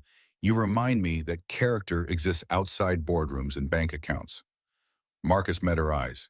You remind me that success doesn't have to mean losing yourself. The words hung between them, weighted with implication. Victoria's hand rested on the railing, inches from his. Marcus could close that distance easily. One small movement, and they'd be touching. Crossing a line they'd carefully avoided since that first morning in his kitchen. Marcus pulled back slightly. I should check on Emma. Disappointment flickered across Victoria's face, quickly masked. Of course, dear. He turned to go, made it 3 steps, then stopped. Victoria? She looked at him, hope and caution warring in her expression. Yeah. Marcus chose honesty over safety. This thing between us, I don't know what it is, but I want to figure it out.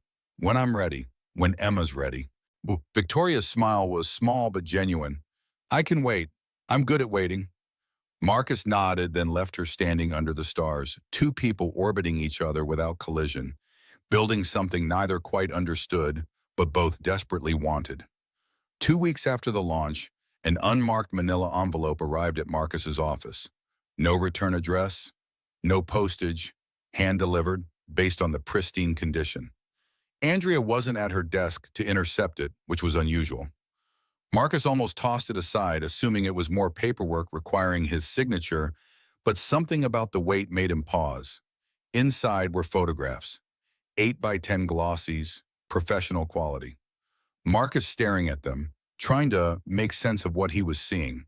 The first photo showed him leaving his house, taken from across the street with a telephoto lens. Date stamp, 6 weeks ago, before Victoria had walked back into his life. The second showed him at Emma's school, the angle suggesting surveillance from a parked vehicle. The third captured him at the grocery store, counting change at the register. Marcus's hands began to shake as he flipped through the stack. Someone had been watching him, documenting his movements, cataloging his life like a suspect under investigation. Beneath the photos was a printed report, 30 pages bound with a black clip. The header read, "Background Investigation. Subject, Marcus James Sullivan." Below that, a company name, Wallace & Associates, Private Investigations. And below that, in smaller text, client, Sterling Dynamics, ATN, Victoria Sterling, CEO. The blood drained from Marcus's face. He scanned the report with growing horror. Every detail of his life laid bare in clinical language. Employment history going back 15 years. Credit reports showing every late payment, every maxed-out card, the exact amount of debt he'd accumulated during Sarah's illness. Medical records, Sarah's illness, the hospital stays, the astronomical bills, Emma's school records, his military service from a decade ago, even his grocery shopping habits, quantified and analyzed. Margin notes in handwriting, Marcus recognized as Victoria's. Verify sole custody, no legal issues, and financial stress, significant but managed responsibly, and check for criminal record. Negative, it expected. Marcus felt violated in a way that went beyond words. This wasn't just an invasion of privacy. This was Victoria reducing him to data points, to risk assessments, to variables in whatever equation she'd been calculating.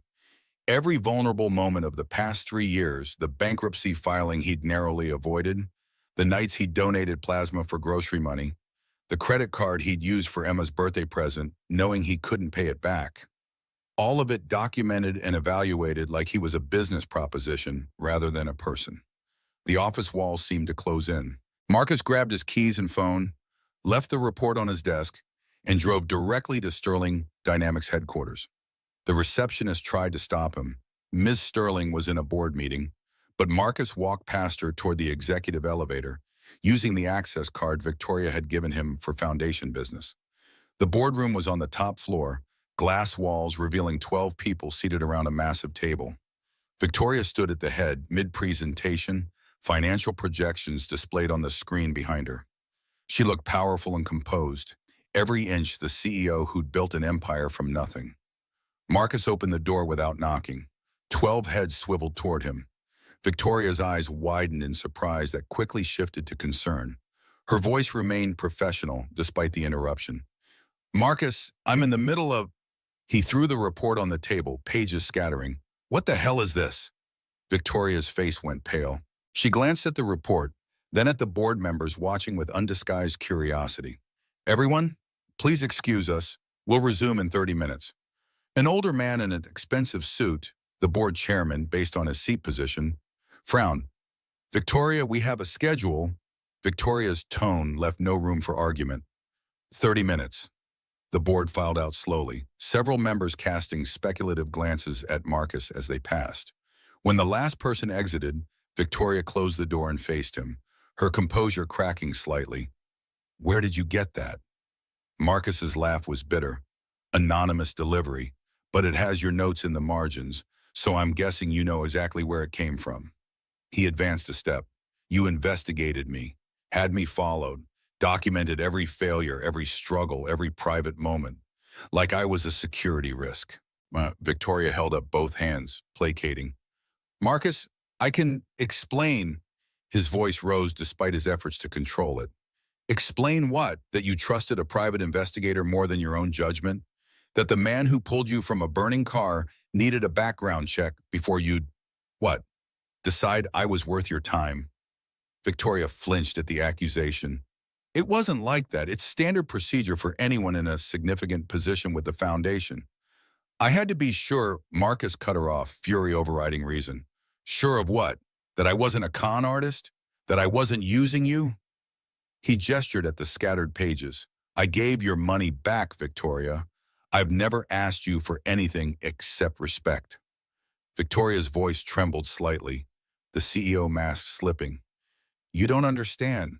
I've been burned before. People lie. They get close for the wrong reasons. I had to know. Marcus stepped closer, keeping his voice low and hard. You had to know what? Whether I was real? Whether my struggles were legitimate enough to deserve your charity? The words tasted like poison.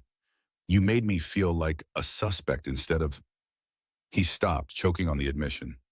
Victoria's eyes were bright with unshed tears. Instead of what? Marcus forced the words out through gritted teeth. Instead of someone you were falling in love with. The confession hung between them, raw and painful. Victoria's breath caught audibly. For a moment, neither moved. Then Victoria stepped forward, reaching for him. Marcus, please. I'm so sorry. It was a mistake. I was scared. He pulled back from her touch like it burned. Scared of what? Of trusting someone? Of being vulnerable? He shook his head, bitter laughter escaping. You talk about dignity and character, but the first thing you did was investigate whether I was worthy of your attention. Do you have any idea how that feels? Victoria's tears spilled over. I know it was wrong, but in my world, trust is... Marcus interrupted, his voice dropping to something more dangerous than anger. I'm not from your world, and maybe that's the problem. Maybe you'll never be able to see me as anything other than a charity case who needs vetting before he's allowed close to the billionaire. Victoria's face crumpled. That's not fair. Marcus grabbed his keys. Fair? You want to talk about fair? He gestured at the report. You put my daughter's medical records in there. Emma's private information. Her therapy sessions after Sarah died, the nightmares she had for a year. All of it documented and analyzed like... His voice broke. Like we were data points in your risk assessment. The mention of Emma seemed to hit Victoria harder than anything else. Her hand went to her mouth, horror dawning. I never meant... Marcus headed for the door. That's the problem. You didn't think about how it would feel from my side. You just did what made sense to you. He paused at the threshold, not turning back. I need space, time to figure out if this is something I can forgive. Victoria's voice came out small and broken. Marcus, please don't go. We can fix this. He looked back at her, this powerful woman reduced to tears, this CEO who could buy anything except the ability to unsee the hurt she'd caused. Some things can't be fixed with money or strategy. Sometimes you just have to live with the consequences of your choices. Marcus left her standing in the boardroom, alone with 12 empty chairs and the scattered pages of a report that had cost her more than she'd realized. The drive home passed in a blur. Marcus's phone buzzed repeatedly, Victoria calling, then texting, then calling again. He ignored it all, focusing on the road, on breathing, on not thinking about the betrayal still churning in his gut. Emma was at a friend's house for a play date, wouldn't be home until dinner. Marcus was grateful for the solitude. He couldn't face his daughter yet, couldn't pretend everything was fine when his world had just shifted on its axis. He made it inside before the anger transformed into something worse. Leaning against the closed door, Marcus felt the full weight of what had just happened. Victoria had investigated him, had violated his privacy, Emma's privacy, in the name of due diligence, had treated their connection like a business transaction requiring verification before proceeding. The rational part of his brain understood. She was wealthy, visible, vulnerable to people with ulterior motives. Background checks probably were standard for anyone in her inner circle, but rational understanding didn't erase the emotional impact. The shame of having his financial struggles quantified, the violation of having his grief documented, the humiliation of being evaluated like a prospective employee rather than a person she cared about. Marcus's phone buzzed again. This time it was a news alert, the kind that usually announced traffic jams or weather warnings. He almost dismissed it, but the headline caught his eye. Sterling CEO's secret romance, billionaire dating man she rescued. His stomach dropped. He clicked the article, dread mounting with every word. The story had everything. Photos of Victoria's car outside his house, timestamps showing she'd visited regularly over the past 6 weeks, photos of them at Emma's school, at the foundation launch, leaving restaurants together, quotes from anonymous sources close to the situation, speculating about their relationship. A particularly vicious line near the end. Critics wonder if Sullivan exploited Sterling's gratitude over the rescue positioning himself for financial gain through both the foundation role and personal relationship. Marcus read it twice, then checked social media. The story was everywhere. Hashtags already trending. Comments ranged from supportive to viciously cruel. Most questioned his motives. Several called him a gold digger. One particularly nasty thread analyzed his net worth versus Victoria's, concluding he was obviously using her for money. His phone rang. Unknown number. Marcus answered without thinking. Hello? A woman's voice, professional and clipped. Mr. Sullivan, this is Jennifer Park from the Oregonian. I'm doing a follow-up piece on your relationship with Victoria Sterling. Would you be willing to comment on allegations that you've financially benefited from? Marcus ended the call, hands shaking. Another call came immediately, then another. Then, his phone became a weapon, each ring an accusation. He silenced it, tossed it on the couch, and sank into a chair. This was it, the moment he'd feared since accepting Victoria's help. The world reducing their connection to a transaction, painting him as an opportunist who'd manipulated a vulnerable woman. Never mind the truth, never mind that he'd refused her money repeatedly. Never mind that every feeling he had for her was real and terrifying and completely separate from her bank account. The world saw what it wanted to see, a struggling, single father who'd hit the lottery by rescuing a billionaire. Emma came home at 6, her friend's mother dropping her off with a concerned look Marcus pretended not to notice. Emma bounded inside, chattering about her afternoon, then stopped when she saw his face. Her voice went small. Dad, what's wrong? Marcus forced a smile that felt like glass. Nothing, sweetheart.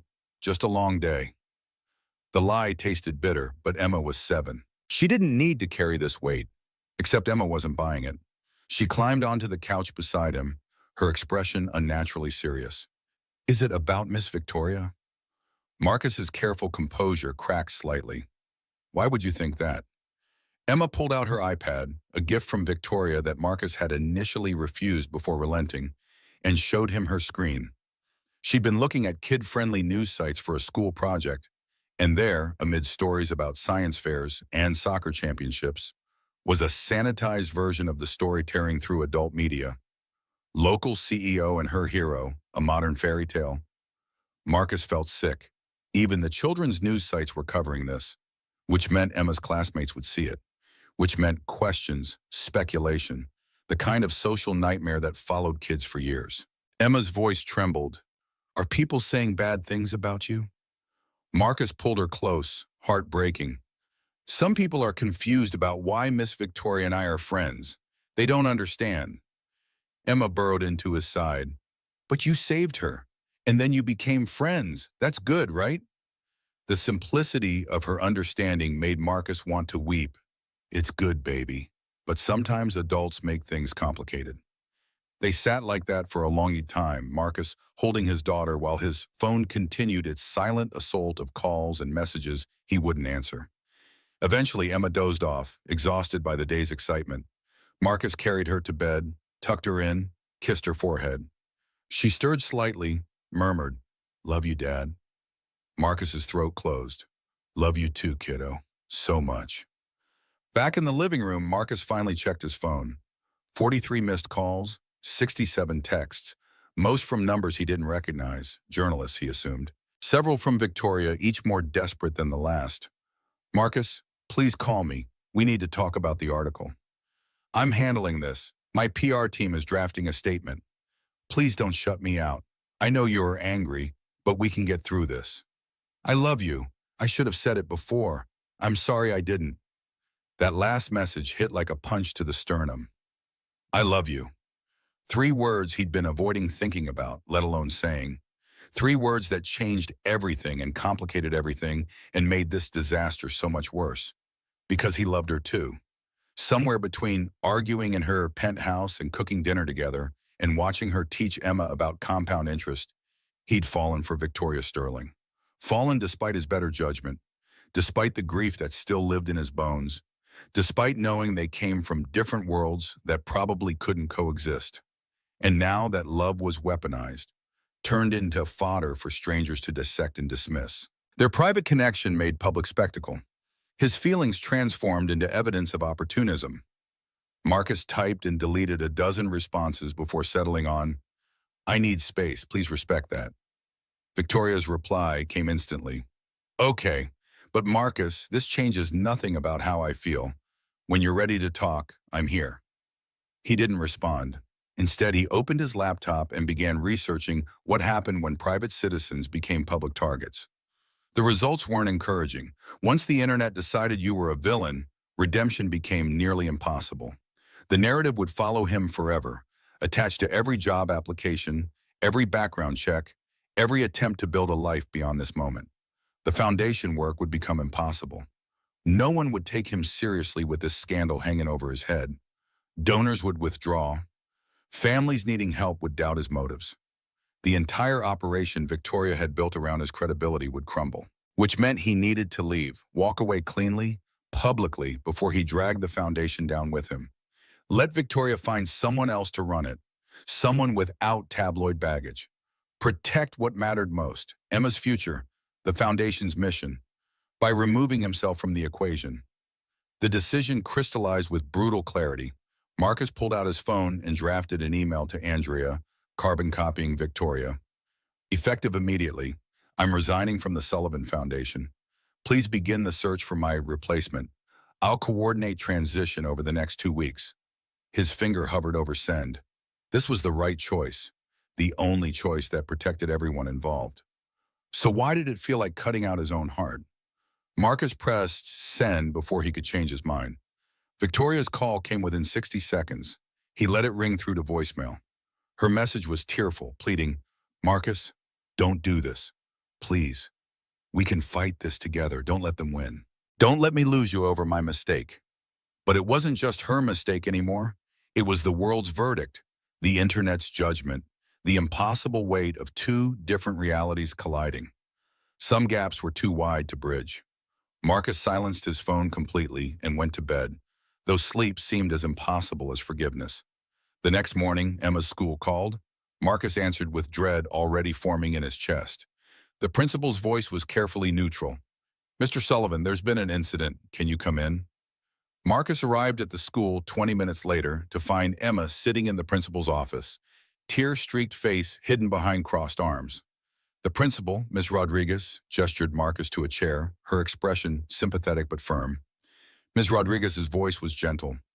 Emma was involved in an altercation with several classmates during recess. From what we've gathered, they were teasing her about the news stories. She pushed one of the children. Nobody was hurt, but we have a zero-tolerance policy for physical contact. Marcus felt rage and helplessness war in his chest. What were they saying to her? Ms. Rodriguez hesitated. The children were repeating things they'd heard from their parents, comments about you and Miss Sterling. I won't repeat the specifics, but they were unkind. Emma's voice came out muffled behind her arms. They said Daddy's a gold digger, that he tricked Miss Victoria, that we're going to get rich by lying. She looked up, eyes red and furious. I told them to shut up. They wouldn't, so I pushed Tyler. He deserved it. Marcus's heart shattered. This was what he'd feared. His choices, his association with Victoria, damaging Emma in ways that couldn't be undone. 7 years old and defending her father from accusations she barely understood. He knelt in front of her chair. Emma, I know you were upset, but pushing wasn't the right choice. Emma's jaw set in that stubborn line she'd inherited from him. What was the right choice? Let them say mean things? Let them lie about you? Ms. Rodriguez intervened. Emma, you could have told a teacher. We would have handled it. She looked at Marcus. I'm giving her a warning this time, but any further incidents will result in suspension. And Mr. Sullivan, she paused, choosing words carefully. I understand this is a difficult situation, but whatever's happening in your personal life, please try to shield Emma from the fallout. The children are cruel enough without adult drama fueling their behavior. The implicit criticism stung, even though Marcus knew she was right. He'd failed to protect Emma from this. His connection to Victoria, however genuine, however complicated, had made his daughter a target. Marcus took Emma home early, calling in sick to the foundation. They sat on the couch, Emma curled against his side like she used to when she was smaller. She'd stopped crying but remained silent, picking at a loose thread on her jeans. Finally, she spoke.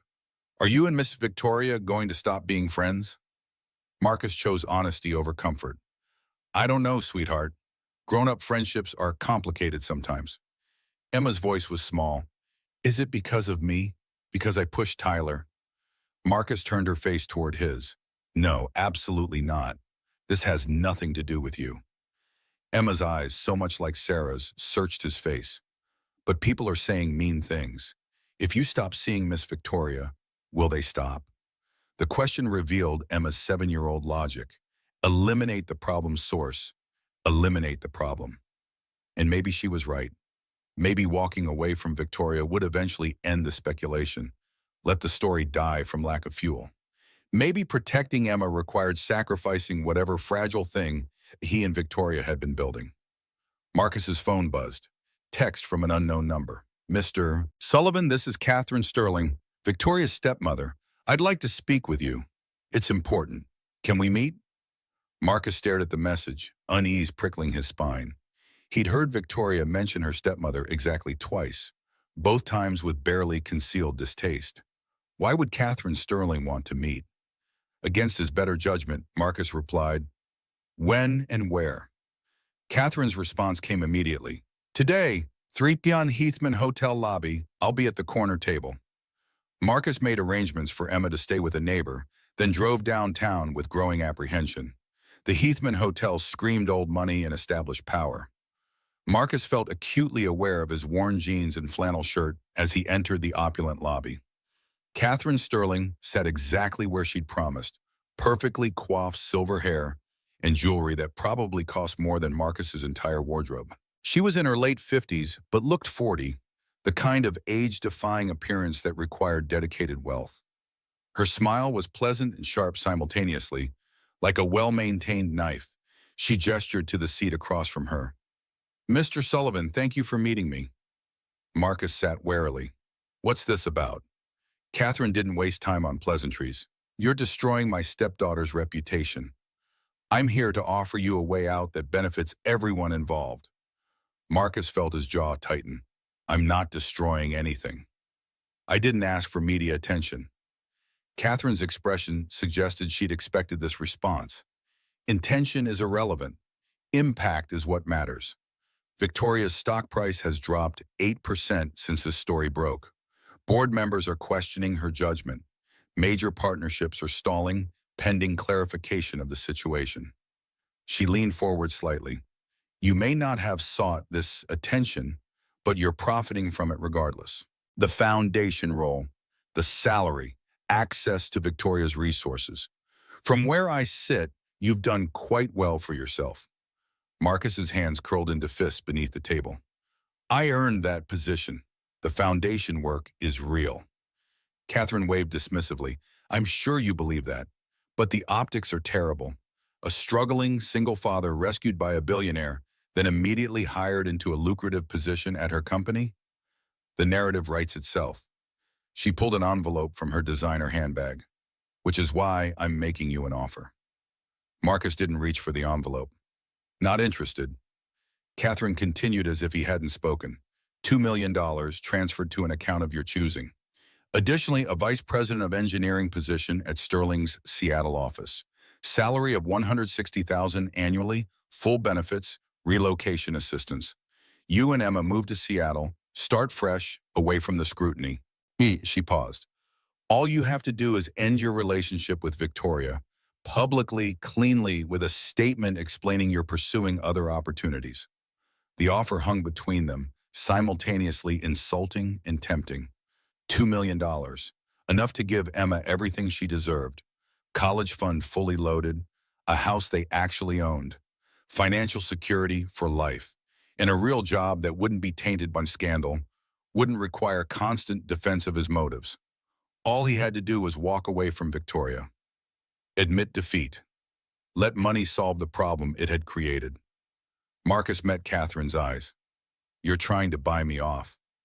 Catherine's smile didn't waver. I'm offering you what's best for everyone. Victoria will recover once you're gone. She always does. You'll have financial security. Emma will have a stable future. The foundation can hire someone without your baggage. She pushed the envelope closer. This is logic, not cruelty. Sometimes love isn't enough to overcome fundamental incompatibility. Marcus looked at the envelope, at this woman who saw human relationships as problems requiring financial solutions. She wasn't wrong about the incompatibility. His world and Victoria's operated on different rules, valued different things.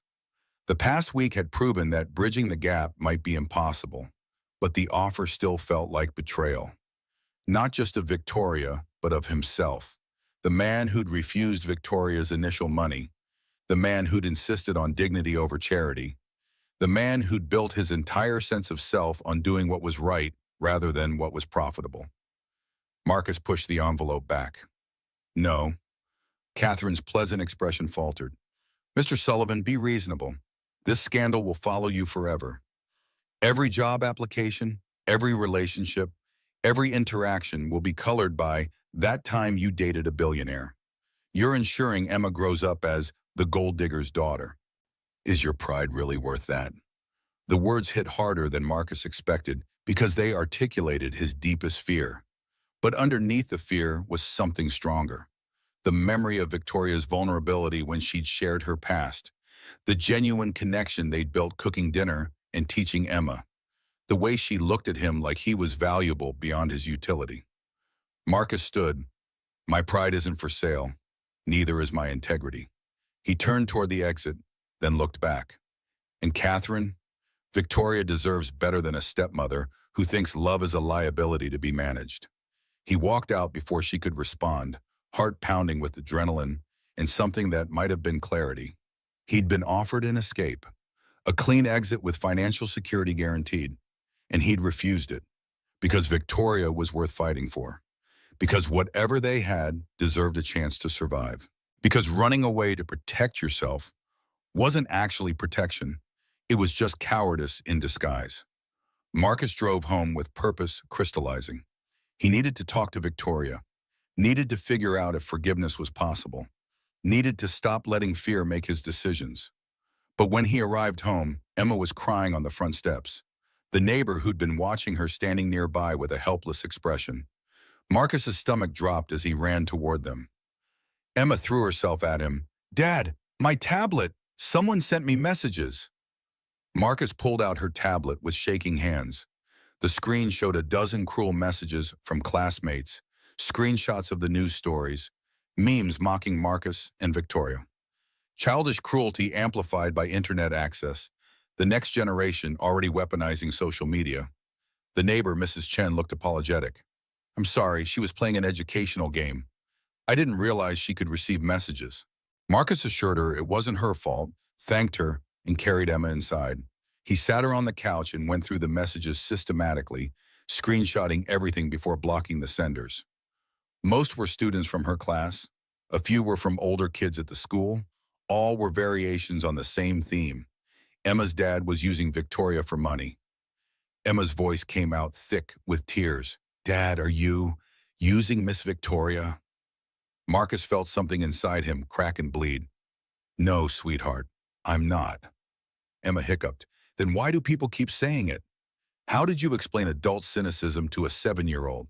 How did you make her understand that the world sometimes preferred ugly stories to beautiful ones? That people needed villains to feel superior? That genuine connection scared those who'd never experienced it? Marcus tried. Sometimes people can't believe that good things happen without hidden reasons. They look for explanations that make sense to them, even if those explanations are wrong. Emma wiped her eyes. But it's not fair. Marcus pulled her close. No, it's not. They sat like that until Emma fell asleep against his shoulder, exhausted by emotion. Marcus carried her to bed, then returned to the living room and made a decision he should have made days ago. He packed 2 duffel bags, one with his clothes and essentials, one with Emma's favorites, stuffed animals, books, the photo album with Sarah's pictures. He loaded them into his truck, moving quietly to avoid waking his daughter. Then he went back inside, pulled out his phone, and composed a text to his boss at the warehouse. The job offer had come through 2 days after Victoria's foundation offer, forgotten in the chaos. Maybe they'd still take him. His plan was simple. Grab Emma in the morning, drive to Seattle, Find a cheap extended stay motel, start over. Away from the media circus. Away from Victoria's complicated world. Away from his mistakes. Marcus made it as far as locking the front door before Emma's voice stopped him cold. Dad, what are you doing? She stood in the hallway in her pajamas, backlit by the nightlight, looking impossibly small and impossibly wise. Marcus's carefully constructed plan dissolved like sugar in rain. His voice came out hoarse. Going away for a little while. We need a fresh start. Emma's face crumpled. You're running away. The accusation landed like a physical blow. I'm protecting you.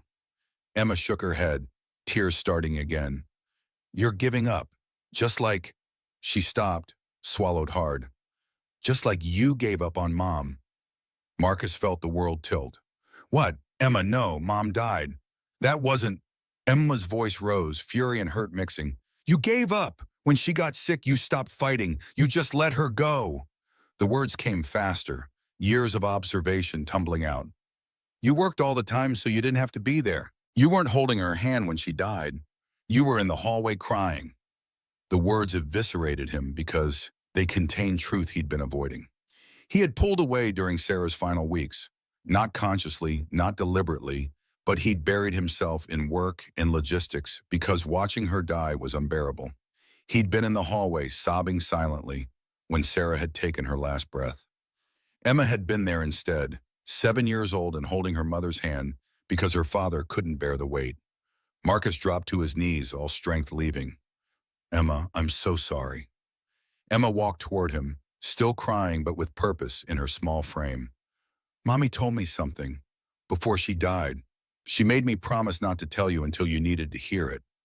Marcus looked up at his daughter, this child who'd carried a secret for 3 years. What did she say? Emma's voice steadied, becoming an echo of Sarah's strength. She said, don't let Daddy close his heart. Tell him there are still good things in the world.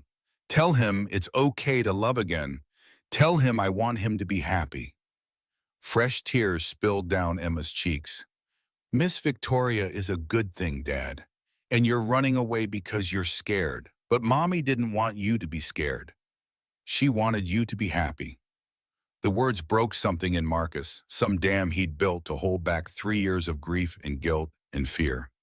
He pulled Emma into his arms and sobbed, deep, wrenching cries that he'd been suppressing since Sarah's funeral. Emma held him, this tiny person who'd somehow become stronger than he'd ever been. When Marcus could breathe again, he pulled back and looked at his daughter's face.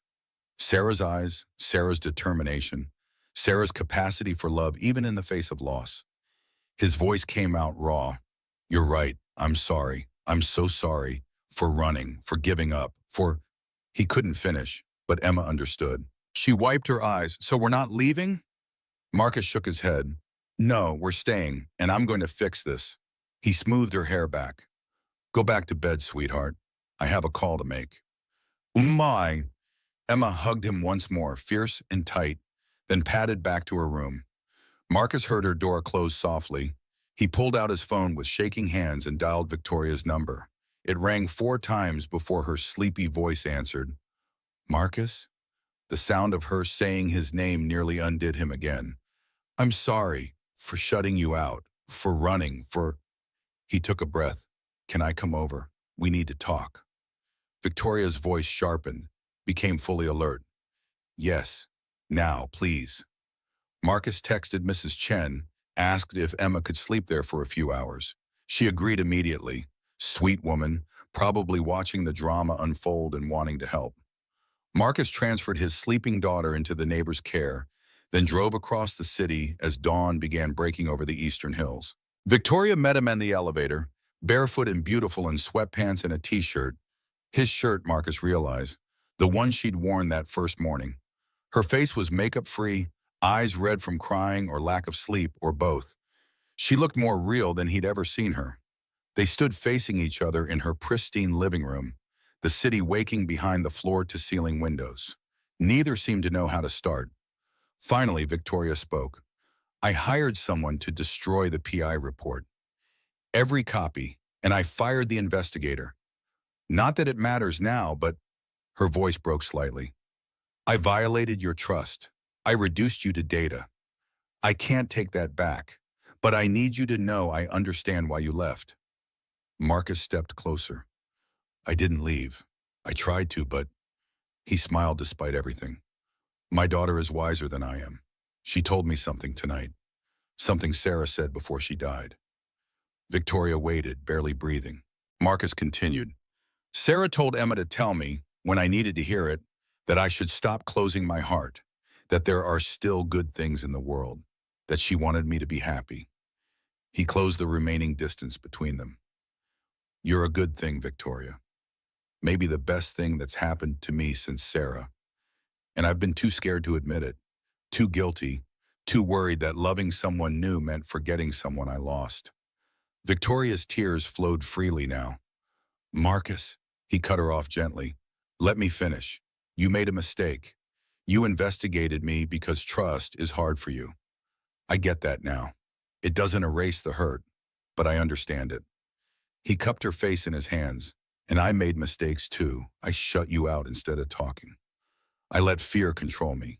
I almost ran away tonight because I was scared of what loving you might cost. Well, Victoria's hands came up to cover his. What changed your mind? Marcus's smile was genuine this time.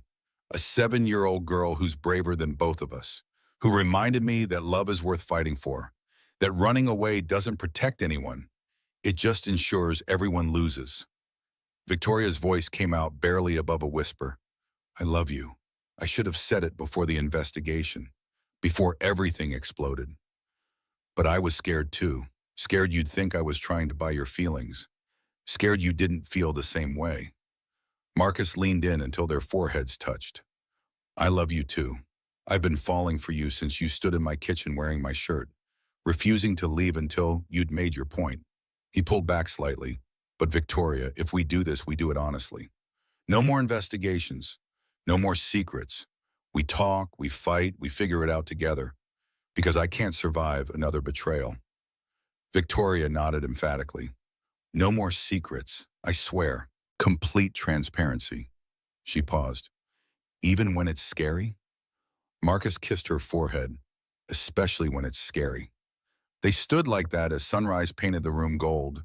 Two damaged people choosing vulnerability over safety, connection over isolation. Eventually they moved to the couch, still holding each other, and talked until the words ran out, and all that remained was the comfortable silence of two souls finally aligned. Victoria's phone rang around 9 a.m. She glanced at the caller ID. It's my PR director. The board wants a statement about us. Marcus felt tension return. What kind of statement? Victoria's jaw set in determination. The truth that we're together, that I don't care what people think, that my personal life isn't subject to board approval. She looked at him, but only if you're comfortable going public. I know the attention has been hell for you and Emma. Marcus thought about Catherine's offer, about the easy exit he'd refused, about Emma telling him to fight for happiness, about Sarah's final wish being granted through her daughter's voice. He squeezed Victoria's hand. Let's do it.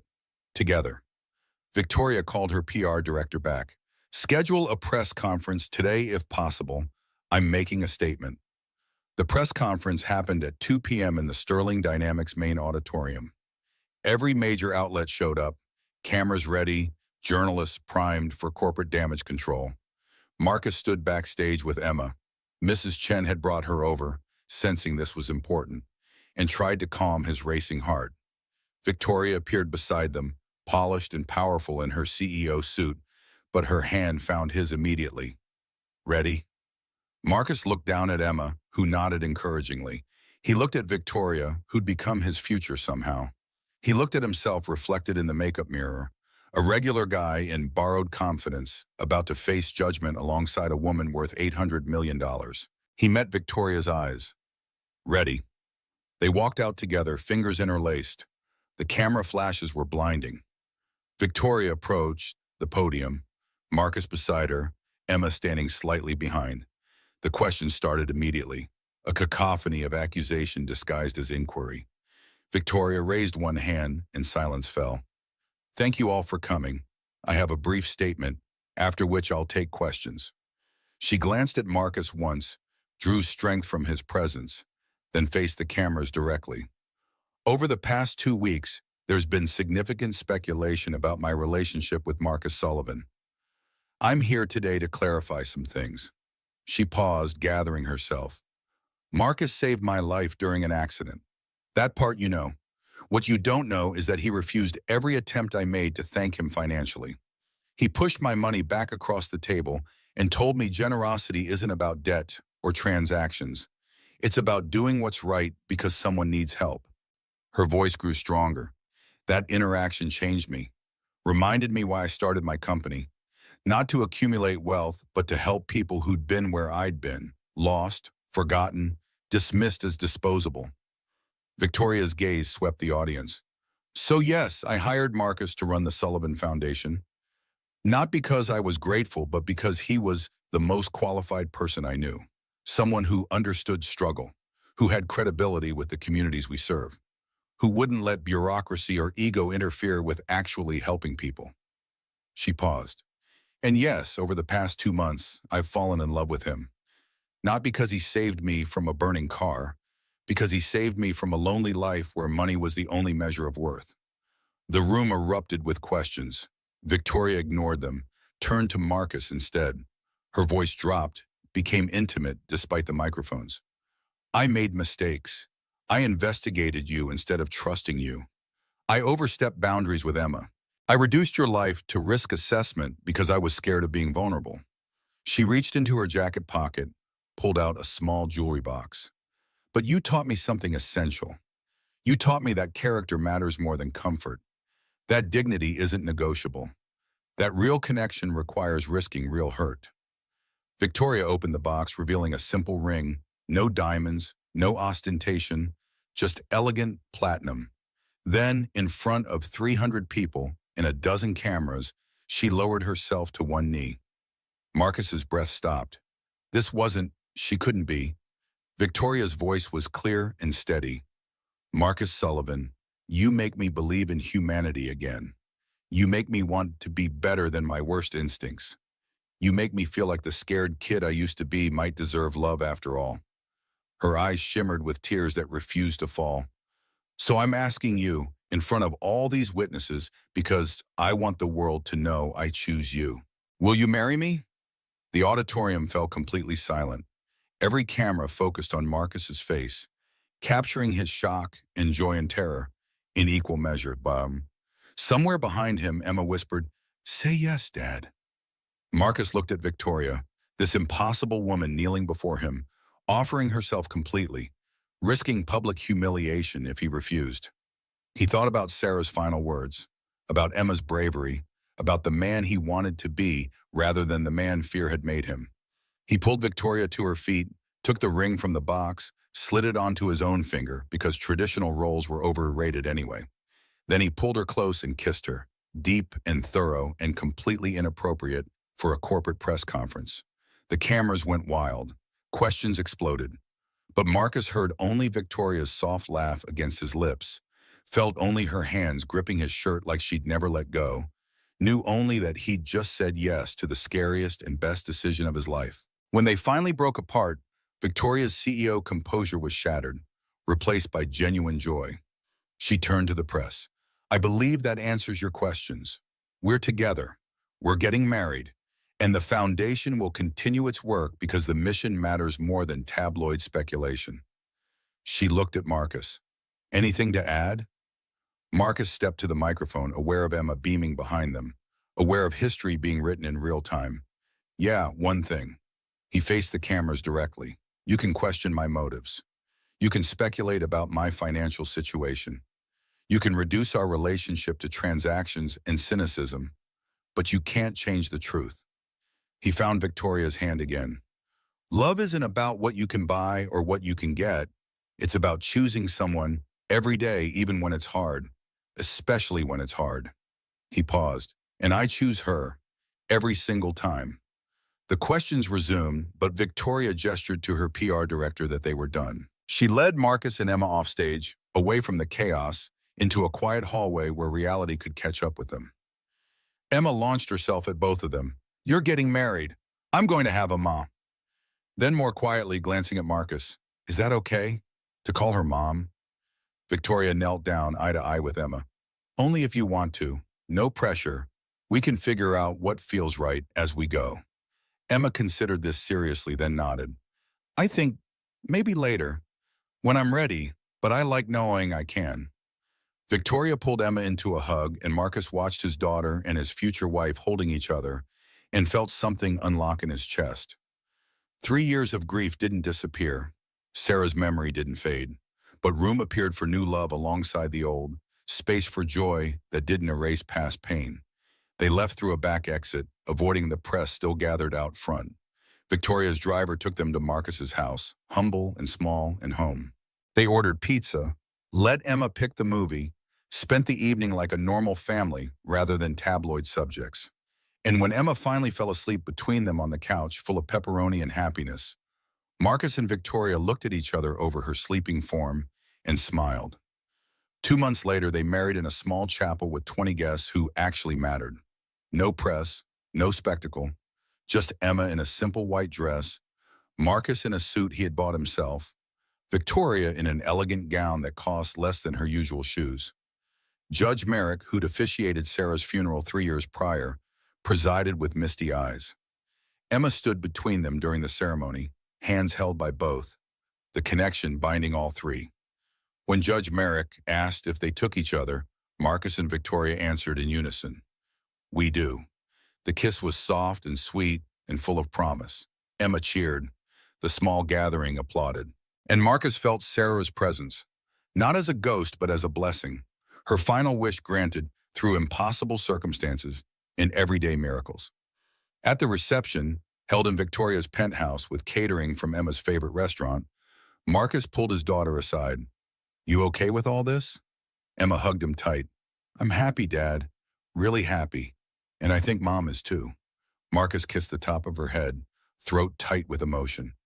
"Yeah, kiddo, I think she is." 5 years passed with surprising ease. The foundation thrived under Marcus's direction, helping thousands of families navigate impossible choices. Victoria remained CEO, but delegated enough to be present at Emma's soccer games and science fairs. They bought a modest house in the suburbs, Victoria's choice, wanting family space over penthouse isolation, and filled it with noise and life. Emma grew into a remarkable 12-year-old, winning national recognition for her science project on sustainable energy. At the awards ceremony, she thanked her parents, both of them, and the mother she'd lost who taught her that love didn't end just because life did. The old truck Marcus had driven for 15 years finally died. But instead of replacing it, Victoria suggested they restore it together. They spent weekends in the garage teaching Emma about engines and persistence, the vehicle becoming a monument to where they'd started. One evening, sitting on their back porch while Emma did homework inside, Victoria leaned against Marcus's shoulder. "Do you ever regret it, choosing this over quiet anonymity?" Marcus thought about the question seriously. "Sometimes, when the press still digs up old stories, when people make assumptions." He turned to face her. "But then I remember what Emma said about good things being worth fighting for. And I can't imagine a version of my life without you in it." Oh, Victoria's eyes glistened. "Even knowing all my flaws? All the ways I'm still learning how to be part of a family?" Marcus kissed her gently, especially then, because perfect is boring, but growing together, that's beautiful. They sat in comfortable silence as stars appeared overhead. Inside, Emma's laughter rang out at something on her computer. The Foundation's annual report sat on the coffee table, documenting another successful year. Marcus's workshop in the garage held projects in various states of completion. Victoria's home office was full of corporate strategy that she'd tackle tomorrow. It wasn't the life either of them had imagined. Marcus had pictured struggling forever or not at all, no middle ground. Victoria had assumed loneliness was the price of success. Both had been wrong, because sometimes rescue wasn't a one-time event. Sometimes it was choosing someone every morning. Sometimes it was building a life from mismatched pieces that somehow fit perfectly. Sometimes it was a 7-year-old girl with her mother's wisdom, reminding two broken adults that hearts don't close permanently. They just wait for someone brave enough to reopen them. Marcus squeezed Victoria's hand.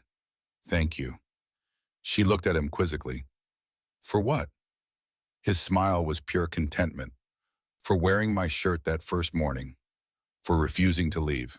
For being stubborn enough to fight for this when I was too scared to try.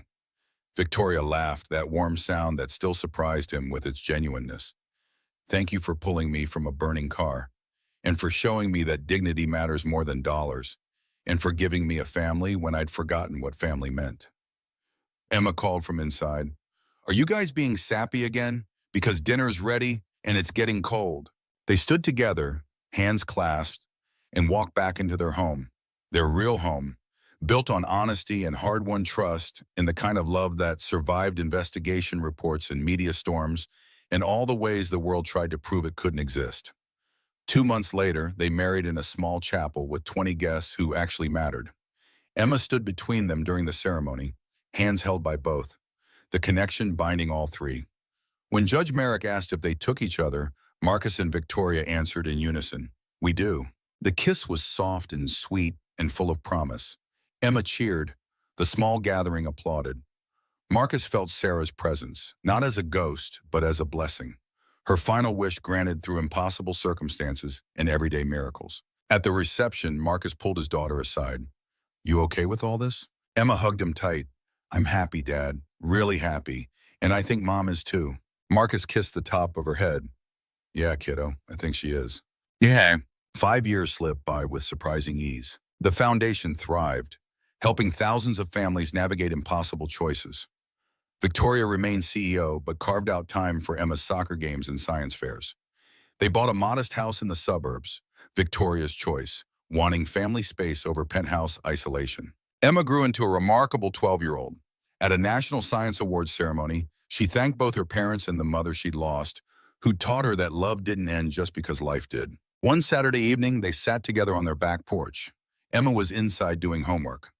The foundation's annual report lay on the coffee table, documenting another successful year. Marcus's workshop in the garage held half-finished projects. Victoria's laptop sat closed on the kitchen counter. Corporate strategy could wait until Monday. Victoria leaned against Marcus's shoulder. Do you ever regret it, choosing this over quiet anonymity? Marcus thought about the question seriously. Sometimes, when old stories resurface, when people make assumptions, he turned to face her.